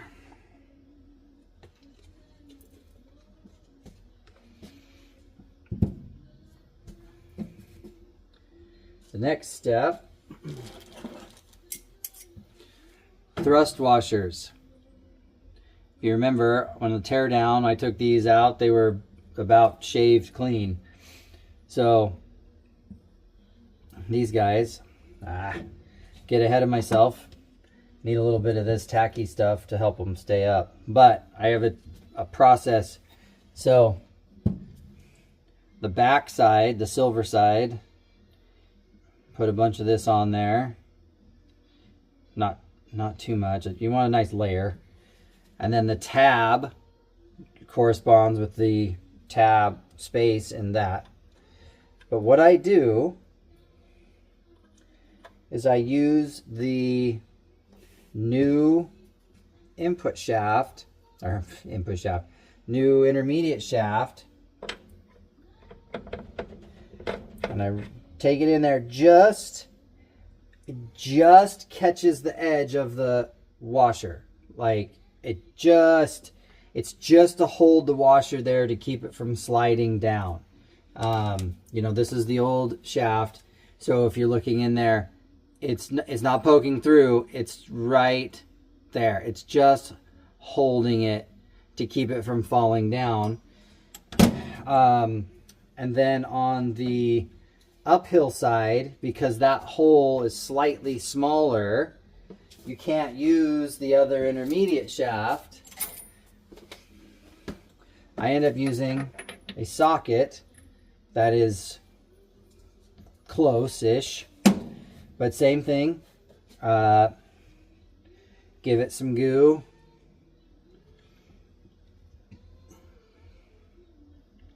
This helps keep it in place, because you'll see another exercise in frustration is, so I use that to hold it up, and again the socket just kisses the edge of the washer to keep it in place. I don't know if you can see that or not, because now we're going to drop this gear in, and of course it doesn't just drop in. And also make sure that your shaft is oriented the right way. You want your groove to line up with your retainer screw hole, because once you get it up there, then this guy locks it in, and you don't want to have to try to turn this thing once it's all the way through, because you're going to have a heck of a time turning it. So you really want to eyeball that and make sure that it's right on. And then here's your intermediate gear. Just carefully, without knocking your washers off, slide it down in there. And I notice that the washers are holding because of our gears are in place. I don't know if you can see that.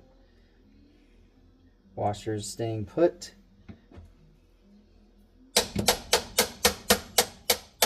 Boom. Just like that.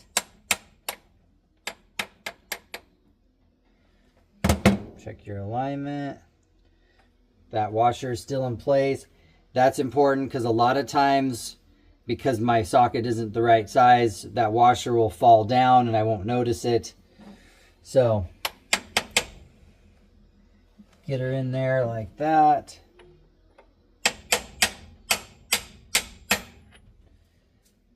We have reached the end there. I got goo on my socket, so I know that it's there.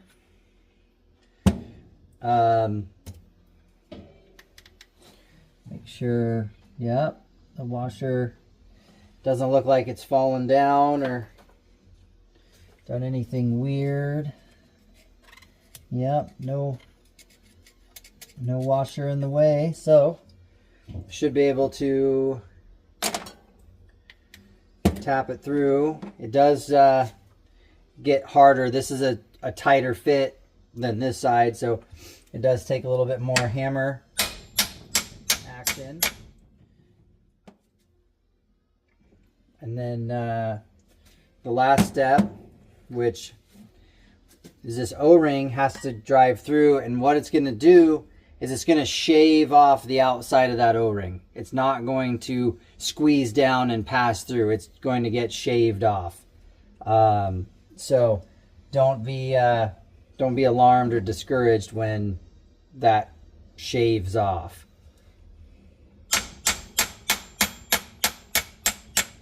And it might take more of a hammer.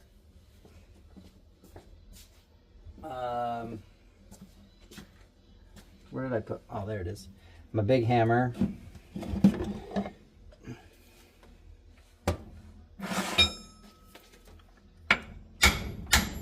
There we go.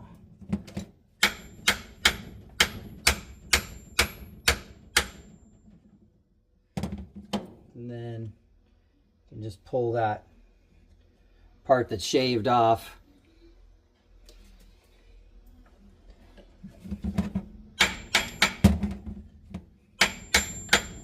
Make sure it's flush there so that your retainer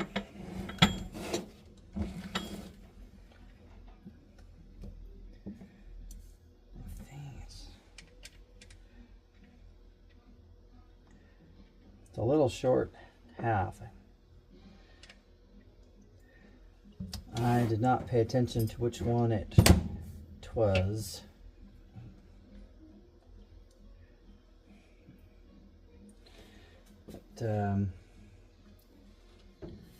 Little dabble Loctite on there, because I can do that on this one because there's no sealer for it to corrupt, so it can go right with the Loctite.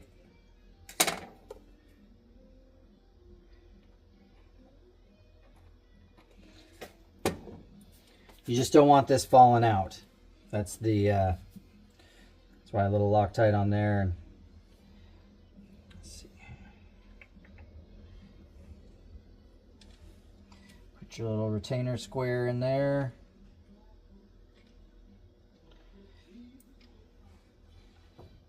Oh, and I believe the data tag was on there as well. So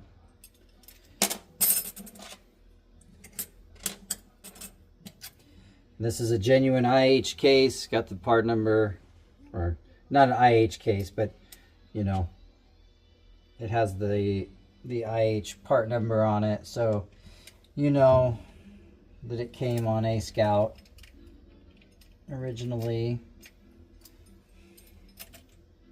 And these are different than Jeep cases too, so you know, it's just go home. Just there. Jeez Louise.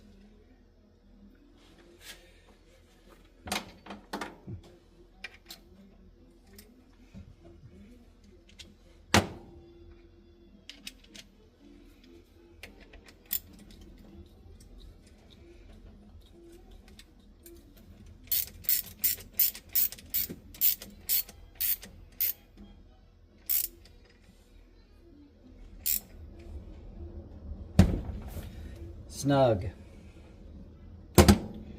And then there's a bunch of goo that squeezed out the end here, so use my towel.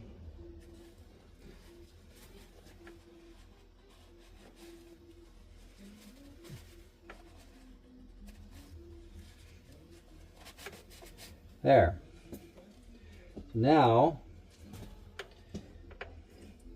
so that's not going to turn, that gear's not going to turn because it's not engaged here. So, but that's nice. I like that.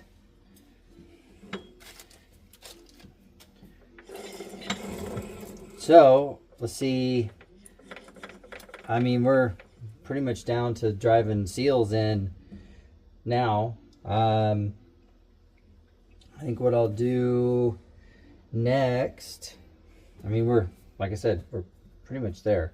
Some notes about the pan on that. Depending on, you know, you can use the gasket that comes in the kit and use the anaerobic sealer. I don't do that. I actually like to use no gasket and use the Right Stuff RTV type sealer. It seems to be more forgiving on the pans. And then the other thing to note is these are all blind holes, so they don't need sealer on them, except this one. This hole goes through. So you need thread sealer on this bolt or it will leak. And again, like I said, you'll need thread sealer on all the bolts because they all pass through. But I'm not doing that until after my anaerobic sealer has set up. So I'm not done though. This has to come back off so I can put sealer on my washers, because again, my spacers, I don't want them to leak. So you know, now that I've got that set, we'll take them off.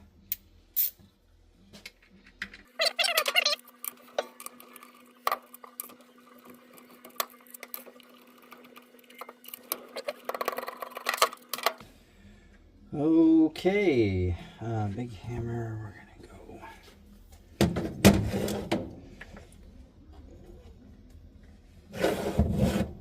like that.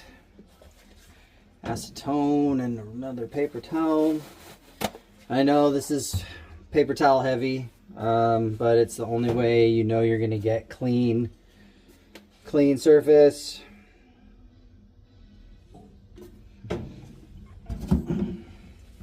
So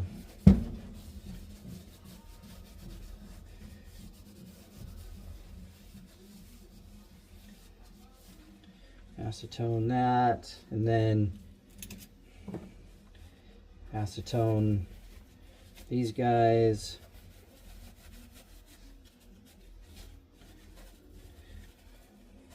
My fingers are acetone, so they're probably cleanish. That towel is clean. All those bolts are clean. Nothing there should be greasy. So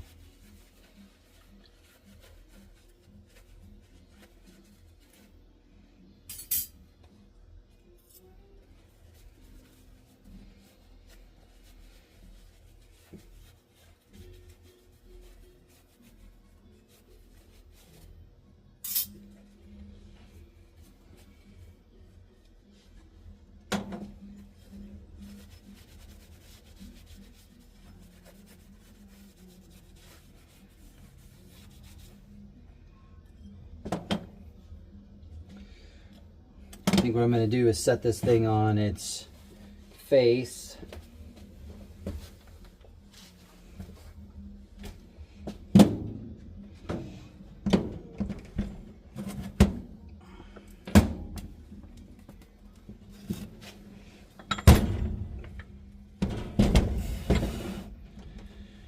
Something like that. Then I'll put there. So now figure out, since I got them mixed up, which way. So Side up.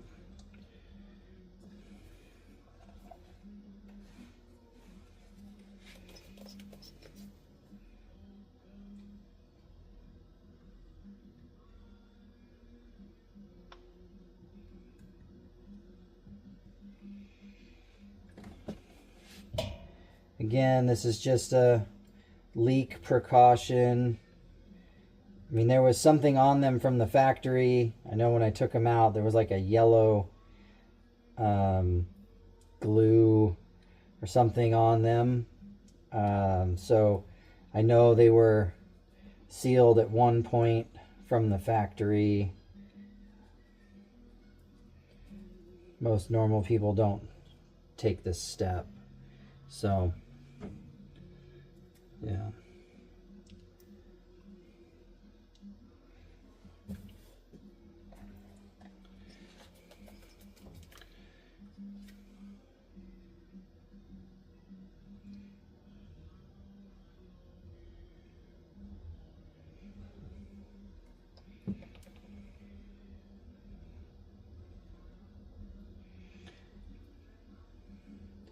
And it makes a little bit of a mess. I know. I'm sure there's a better way to do this. There's probably some professional out there that'll chime in and tell me how I'm an idiot. Just like I said, light layer.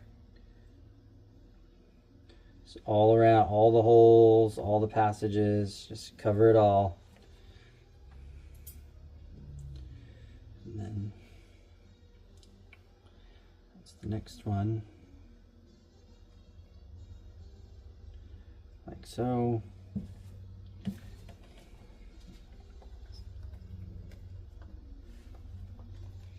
About out a sealer.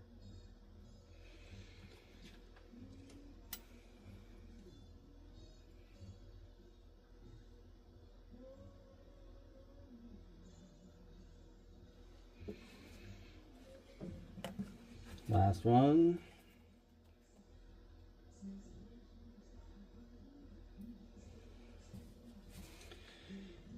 And then this guy goes back on.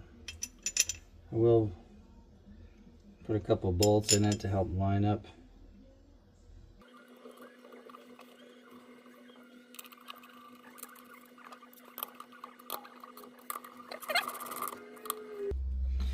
And remember, like I said over and over again, I am not a production transmission shop where I have a certain amount of time to get these done or whatever. I would much rather take a few extra steps, get stuff together so that I know that it's sealed and won't leak, and that it looks good, even though some guys don't ever crawl under their trucks. And that's, you know, when you're building a really nice truck, that's kind of how you want it. You don't want to have to crawl under it all the time and fix stuff or work on stuff. So, but if your neighbor crawls under it to shoot the breeze and wants to see what you spent all your money on, you want it to look like they spent money on it. So, that's why I do it. That's why I do it this way, because I want it to look good. All right, now, I guess while we're here, we can pop the speedometer gear back in.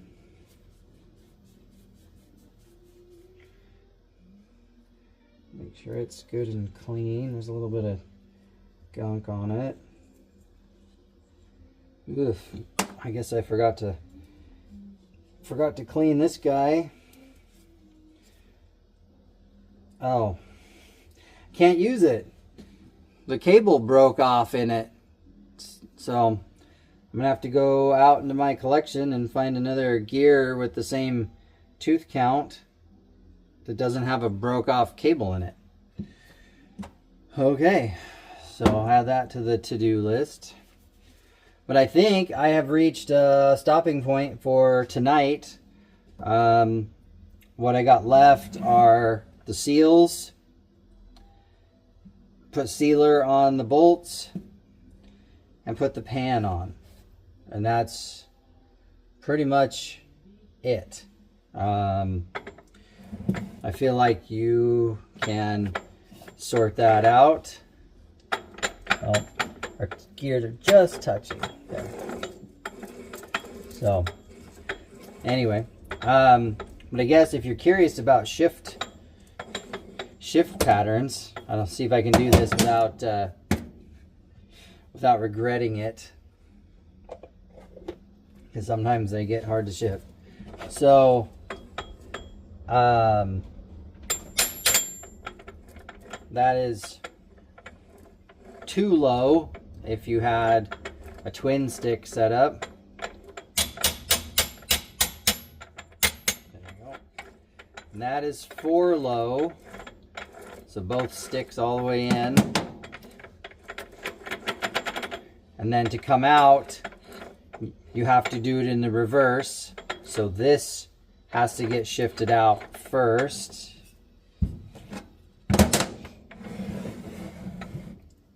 So it's gonna be, probably have to do it like I did before. Pressure. There. So now you're back in neutral.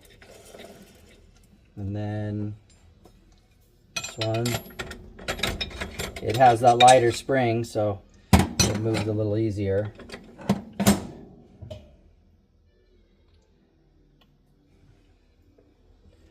And then if you wanted to go, so if you wanted to go 4 high, then this gear would go forward 1 more click, like that. Now because there's no drive gear, here, that you can't have 4 high, but that's the stick motions. So yeah, that's it. Like I said, sealer on the bolts, and that's how she goes. Welcome back, day 2. I did dig out the book. I was curious after yesterday. There's some various dimensions, output bearing. So this is saying 5,000s for the end play and the output. I'm a little tighter than that, but I think we're going to be fine. Going to be fine on that. The front output is almost nothing, which again, we're fine. In case you're curious how much fluid it holds, 3.5 pints. What is that? Almost 2 quarts. And then our torque values. So, I was just doing everything hand tight because I got to come back and put sealer on anyways. But you can see, the output bearing retainer. I mean, they're pretty low, 25 to 32.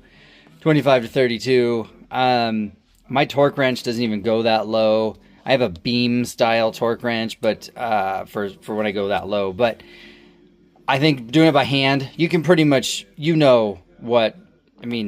that's snug. I consider that snug to tight, especially since we're using a chemical sealer on it as well. Speaking of which, I was talking about using, so I use this stuff. It is the equivalent of blue Loctite, but it's also a thread sealer. So all these bolts that pass through that can leak, because oil will seep through the threads and then start leaking out of wherever. So now that my red anaerobic sealer is dry, I will take these bolts out one at a time, put that thread lock on it, and put it back together. And they had something on them from the factory. There's some blue residue left there. Looks like I got to clean that one better. But they there was a factory sealer on them when they put them together. So anyway, that's what we'll be going into this. The one thing I will be torquing though is the output nut, 200 to 300 foot-pounds. I may have to wait until tomorrow when my helper is here, so he can hold the pipe wrench while I run the torque wrench. But anyways, today it is putting seals in and putting the pan on and wrapping it up for good.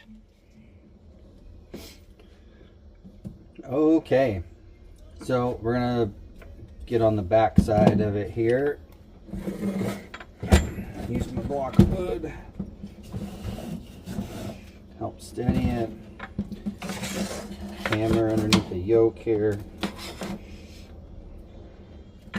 fairly sturdy. Okay, seal our bolts. Got the old seal lock. Remember when they come brand new, you gotta cut that off. The other thing that happens to them too is when they sit in the container, they separate, so you kind of knead it around a little bit and get the stuff to stir. Open her up. Just for speed, going to use the power tools to take it apart and the hand tools to put it back together. But this stuff, I try and put it on the end, it'll come out. Feels like there's not much in there, but it's a brand new bottle. Come on. It's because it's got to fill up all that. There it is. All right. I usually just put it on the end. I don't even go all the way around because it's going to fill all the threads when you start putting it in.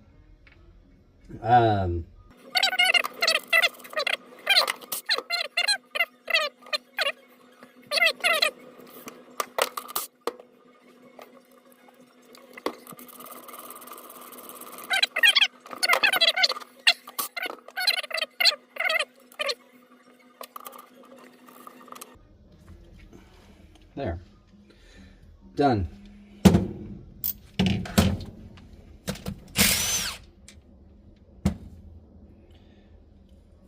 See, there's a little bit of anaerobic on some of these threads, especially this one because I had overdone it. So I wipe off the excess, but I don't clean it again with acetone or anything like that. And in my experience, that's been good enough.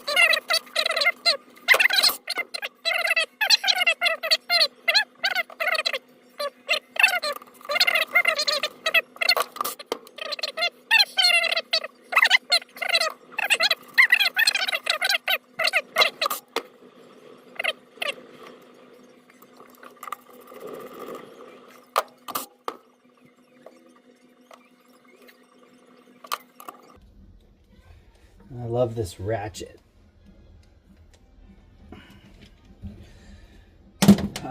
Well, we got it propped up here. I think I'm going to do this rear seal too.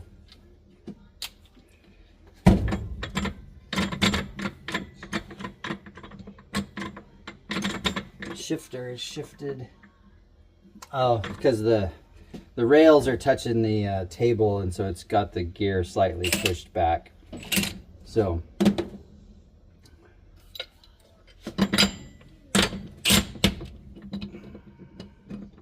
I guess it goes this way.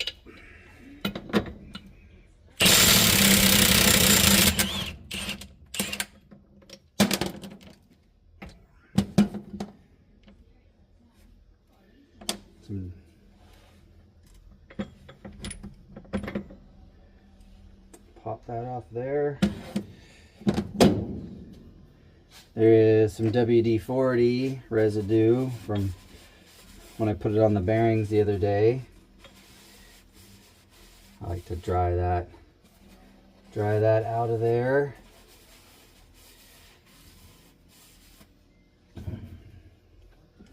And then on the output seals, I believe this green stuff is like a sealer that helps fill in any whatever's in there when you put it in. But in the spirit of doing too much, I like to take a little tiny bit of this stuff. This is your 515 anaerobic gasket maker. Man, getting low on the bottle here.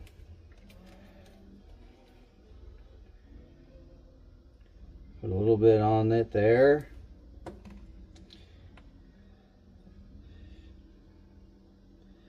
Just go around.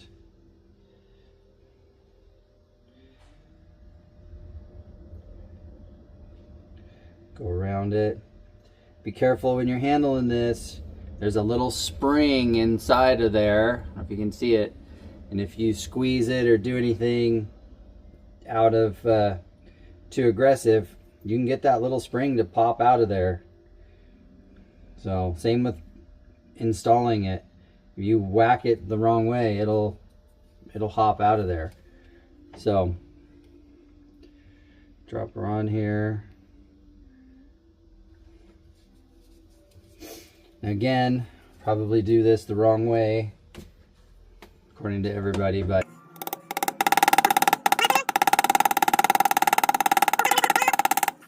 and then where is it? The old race I took out. Make sure it's clean.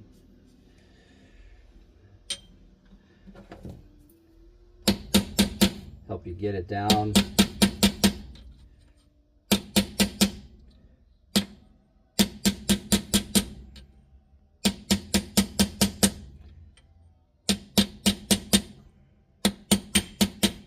I don't really have a driver for that. Not a fan of the socket. That one's a little bigger. Make sure it's clean inside so you don't knock something in.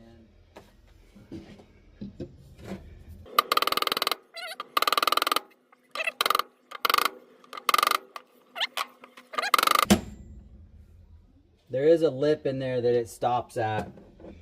I'm just making sure that because you don't want to overdo it and cave the gasket or cave the seal in. So looks pretty good. Wipe off any of that green stuff or sealer there. And then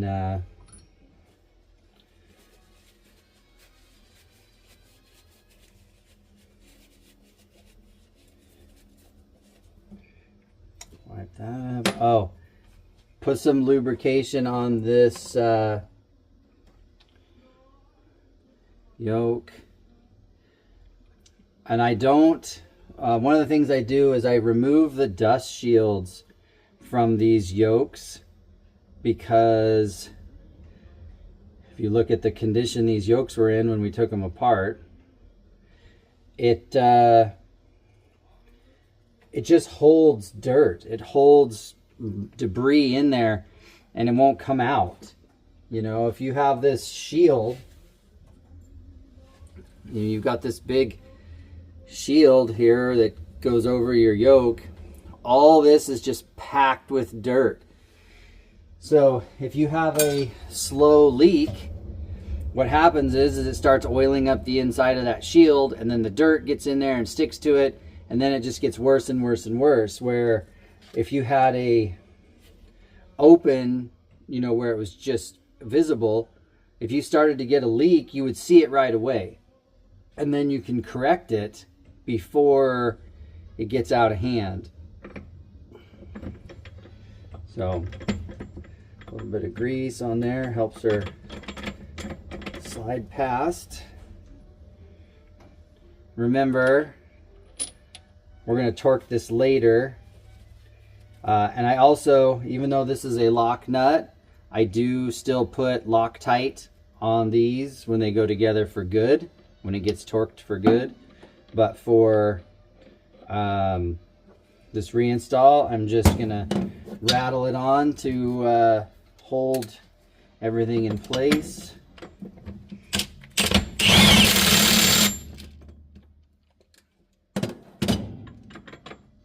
Just like that.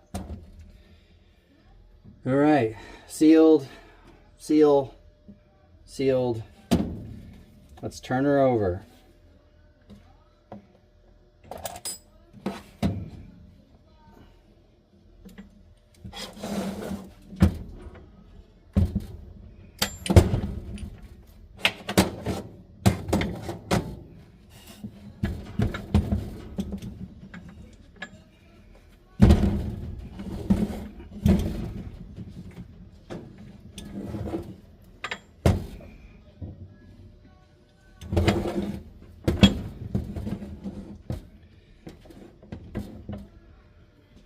All right, we repeat the process for this side.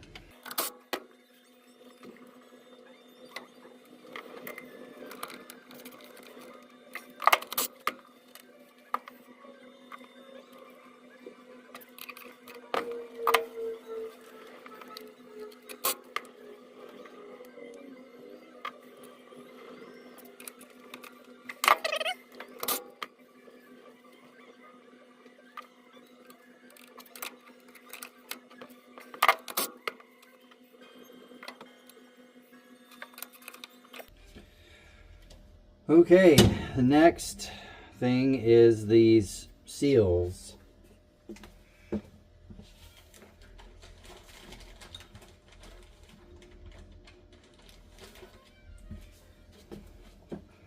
One thing about them is that you saw like the condition these rails were in and how dirty everything was. A lot of debris, for whatever reason, makes it in to this pocket. So one thing I like to do is I put a lot of grease in this recess, you know, where the spring is. I just pack it full of grease, because if there's grease in there, then there's no room for dirt or water. It's not gonna stay in there. At least that's my theory. I'm sure you'll tell me I'm wrong in the comments.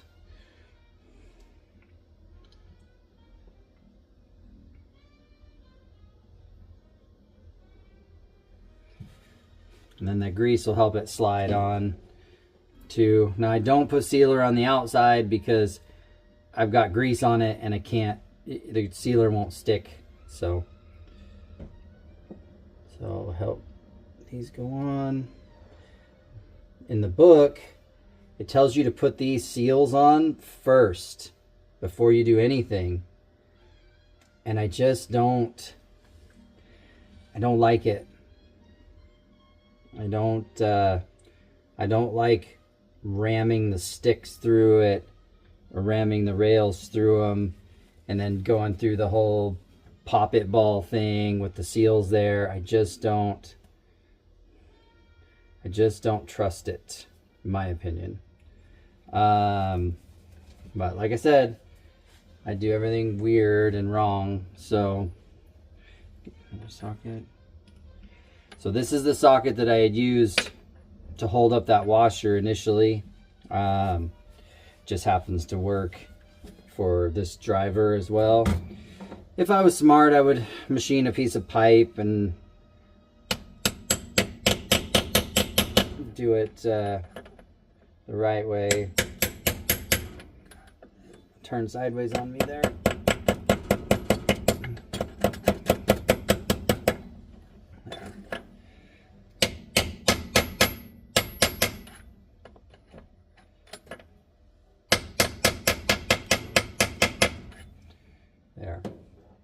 they sit about flush. I mean, you can see when you take yours apart, there's a lip here that's like 1/4 of an inch tall, and these are, you know, maybe just over 1/4.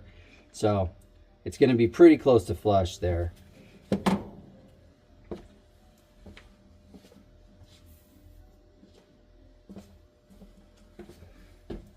But again, more grease.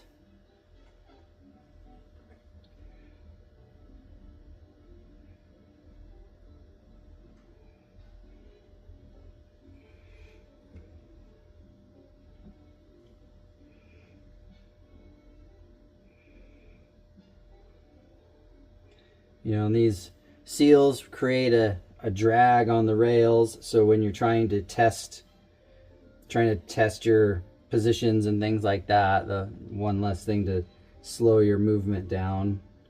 So I like to put them in at the end. So again, try to get them to slide on there.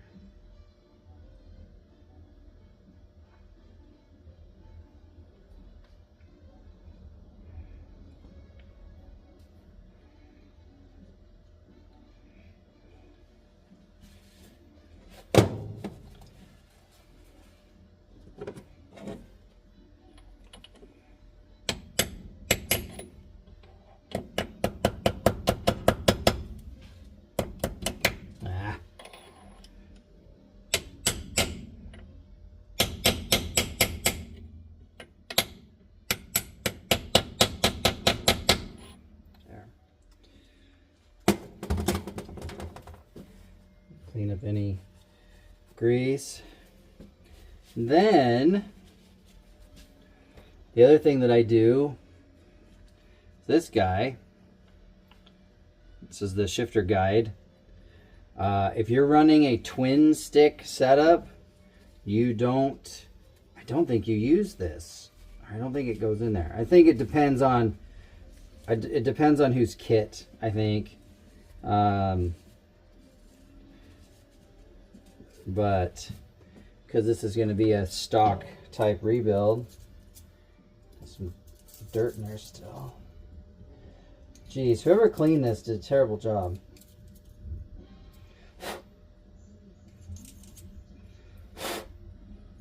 All right, all cleaned up.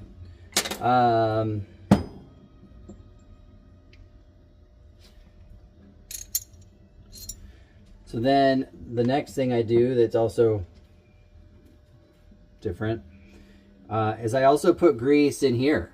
I put grease in these cavities so that when it's set down on there, there's another barrier of grease to keep moisture and dirt from occupying it.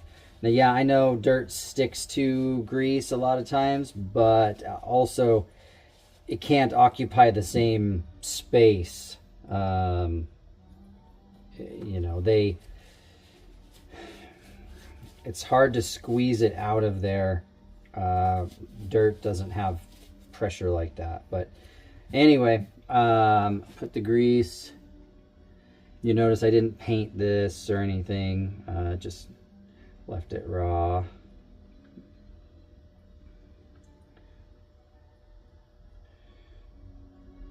Like I said, I mean, I've said it a whole bunch. I'm not a professional.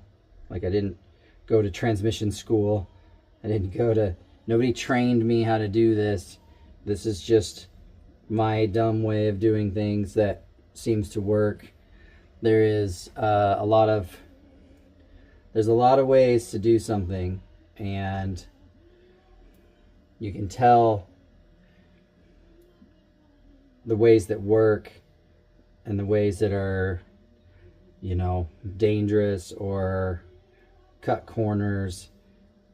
Because I know, like, I've seen guys just hammer stuff apart and then, you know, hammer it back together, and they're like, look, it's fixed. And it's like, yeah, it is fixed for now, but, you know, you've ruined the rails, you've driven, you know, you've messed up, you've damaged a lot of stuff, and it may work for now, but, you know. So I I try to think more long term on these when I'm assembling this stuff.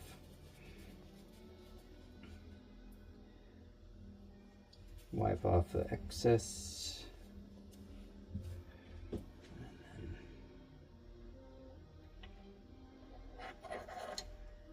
Then on.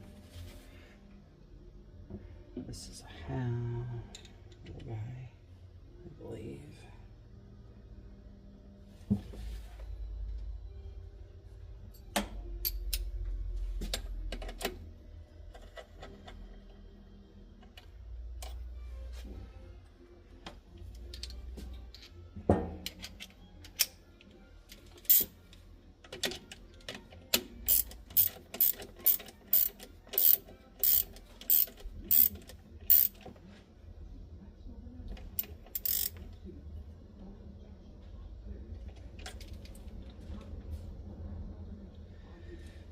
Then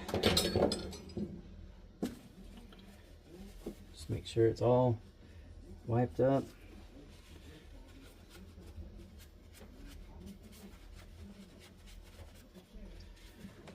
Front seal.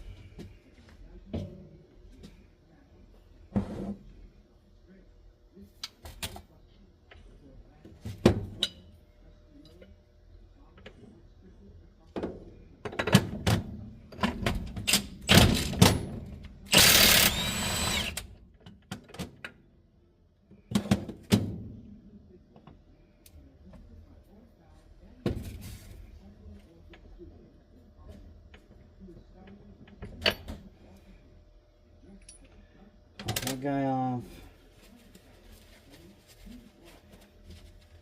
Wipe out any debris that may have fallen in there.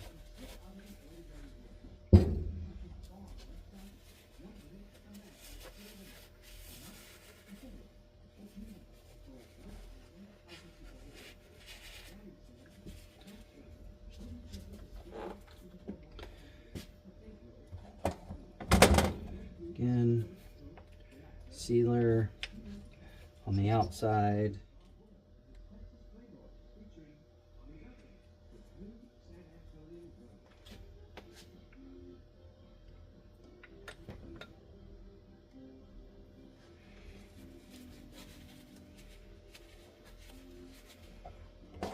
Give her a little taparoo, get it started.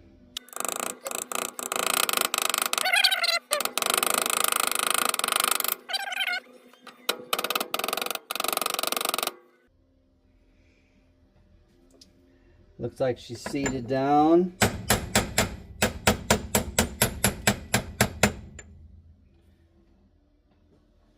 Yeah, pretty even, pretty equal. Again, wipe up any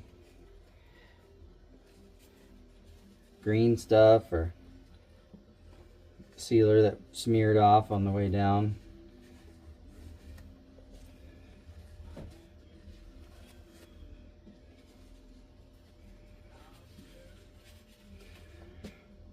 The yolk gets a little greased, just so that it passes through that lip seal without folding it over or tearing it.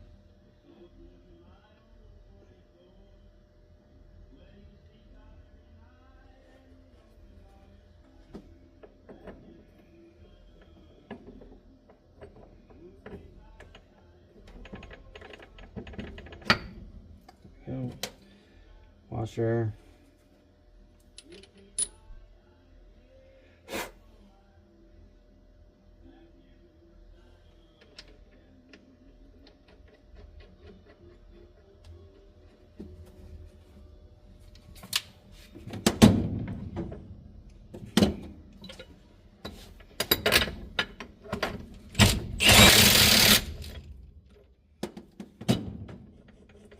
Again, it'll get torqued at the very end tomorrow when I have a helper. All right, sealer, the final, one of the final steps. You know what? No, before I do that, rail plugs. Don't forget these guys. You can see most Scout 2s have the indicator switch that went on this side, and then just the general plug that went on this side. I am probably gonna order up a better switch than that. I think I have another one here. Yeah, here's a good one that we'll put on there. So yes, so don't forget these. A little tiny bit of sealer on them.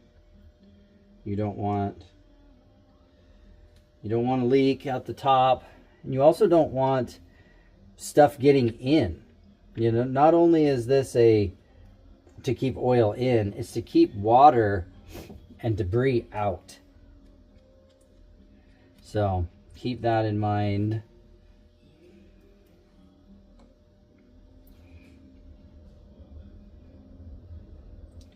This switch is not grounded.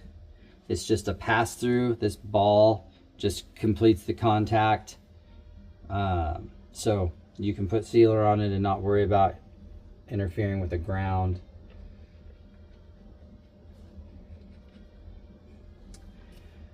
What size are those?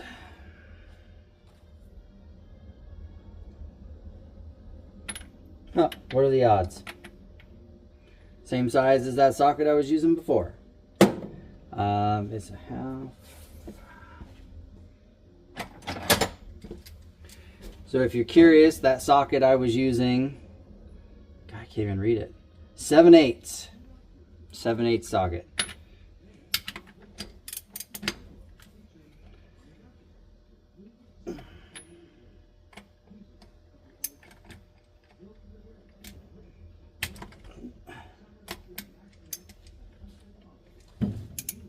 Little close to the side there, so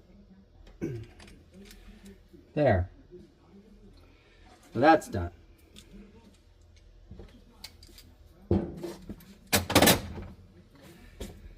Now, maybe I got ahead of myself. I should have waited on that, because I'm going to turn it over now, and it's probably going to want to damage that.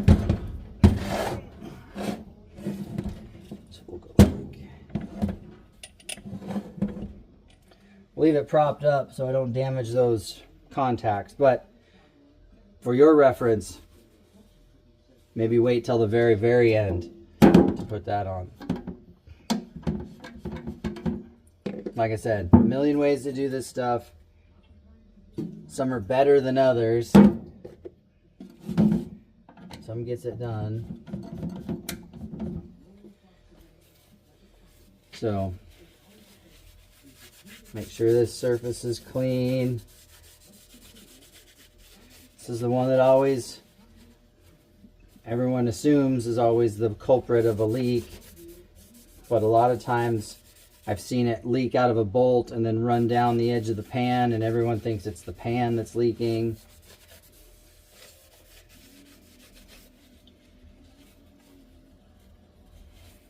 Let me grab the pan.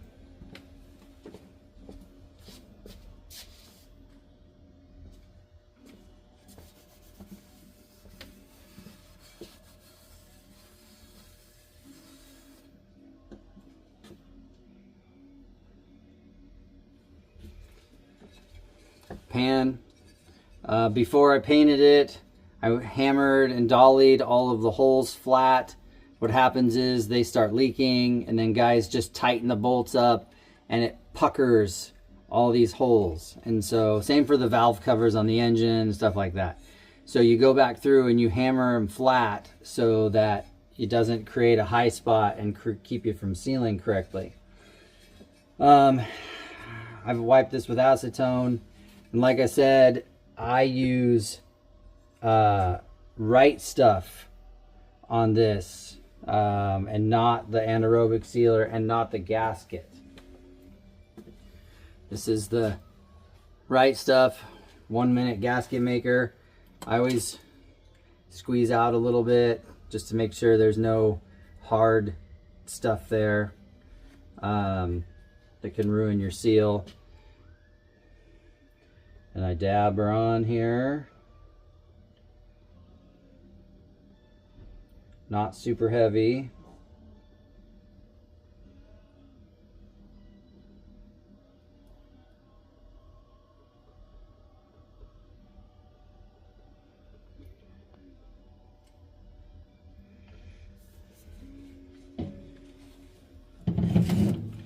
And then,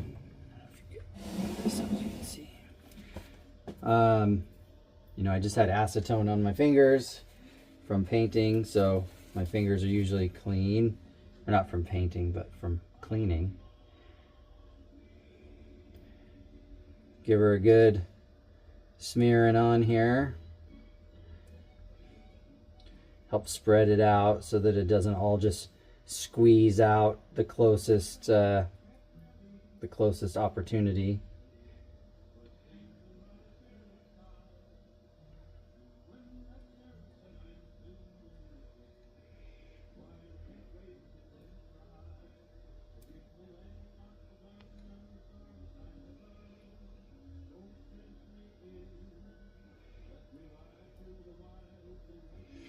So just smearing it around. And remember, this top hole is the one that passes through and will leak if you don't seal it.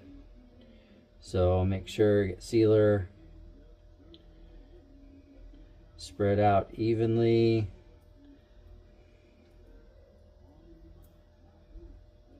No thin spots, no missed spots.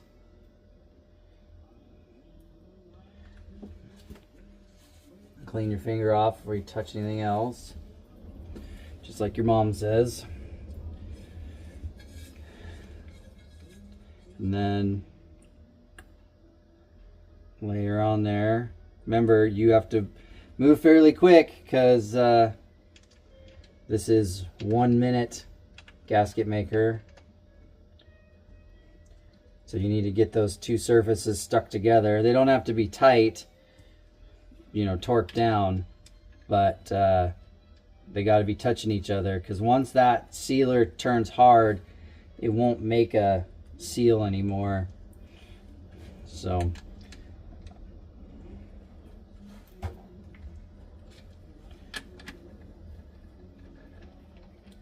just doing it by hand for now.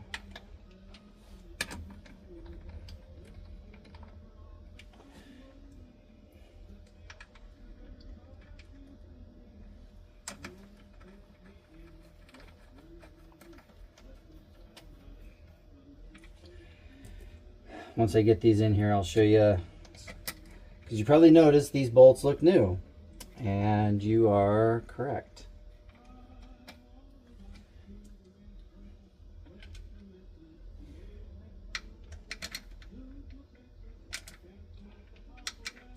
Come on.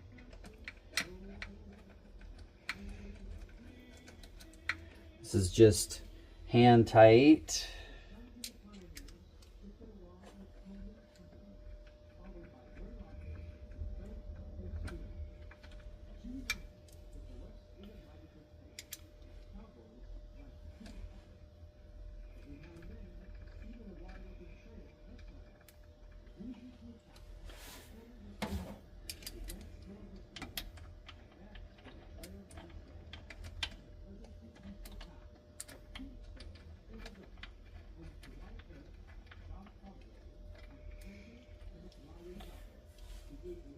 These are new bolts. They're case hardened and they're serrated. You can see that serration. The original pan bolts are very similar, but they're just smooth. They're not serrated. So these serrations are like little locks that hold it tight, keep it from turning. You don't want it loosening up. So we use those to help keep everything snug. And these are also, according to the book, were like 13 pounds of torque. So you don't, definitely don't want to go too tight on these because you'll just pucker it like you did before, or like it was before.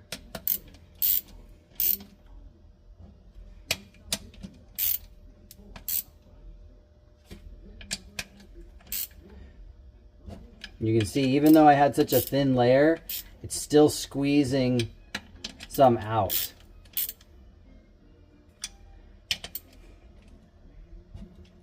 So what I'll do, because you don't want that to squeeze into the case, so that little thin layer is, you know, it's good. You just don't want a big glob of it. But then I come back and I just wipe up whatever squeezed out for a nice finished look. The final drain plug. This one has a magnet on it, and it looks like I gotta blow it off.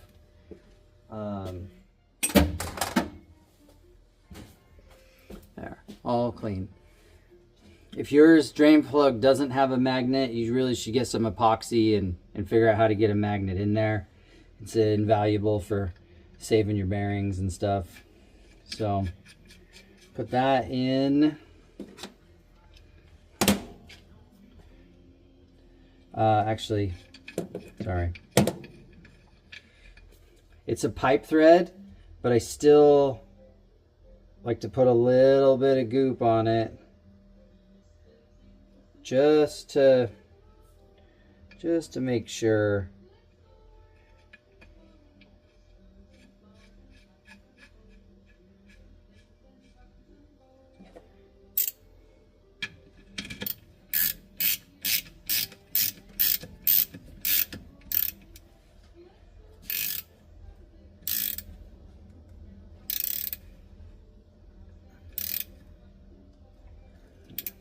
Snug there.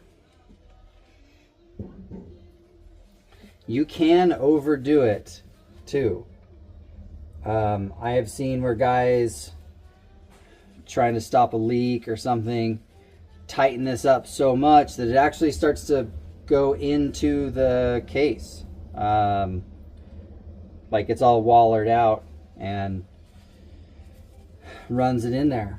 So watch that. You don't overdo it. You want it tight for sure, but you don't want it blown up. So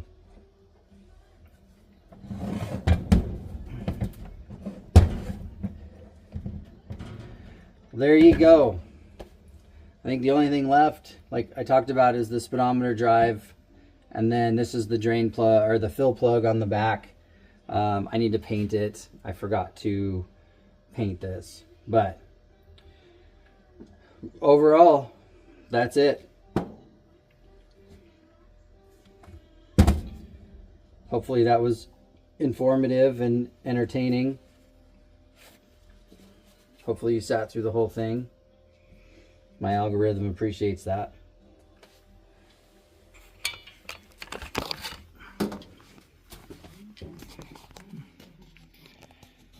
There she is.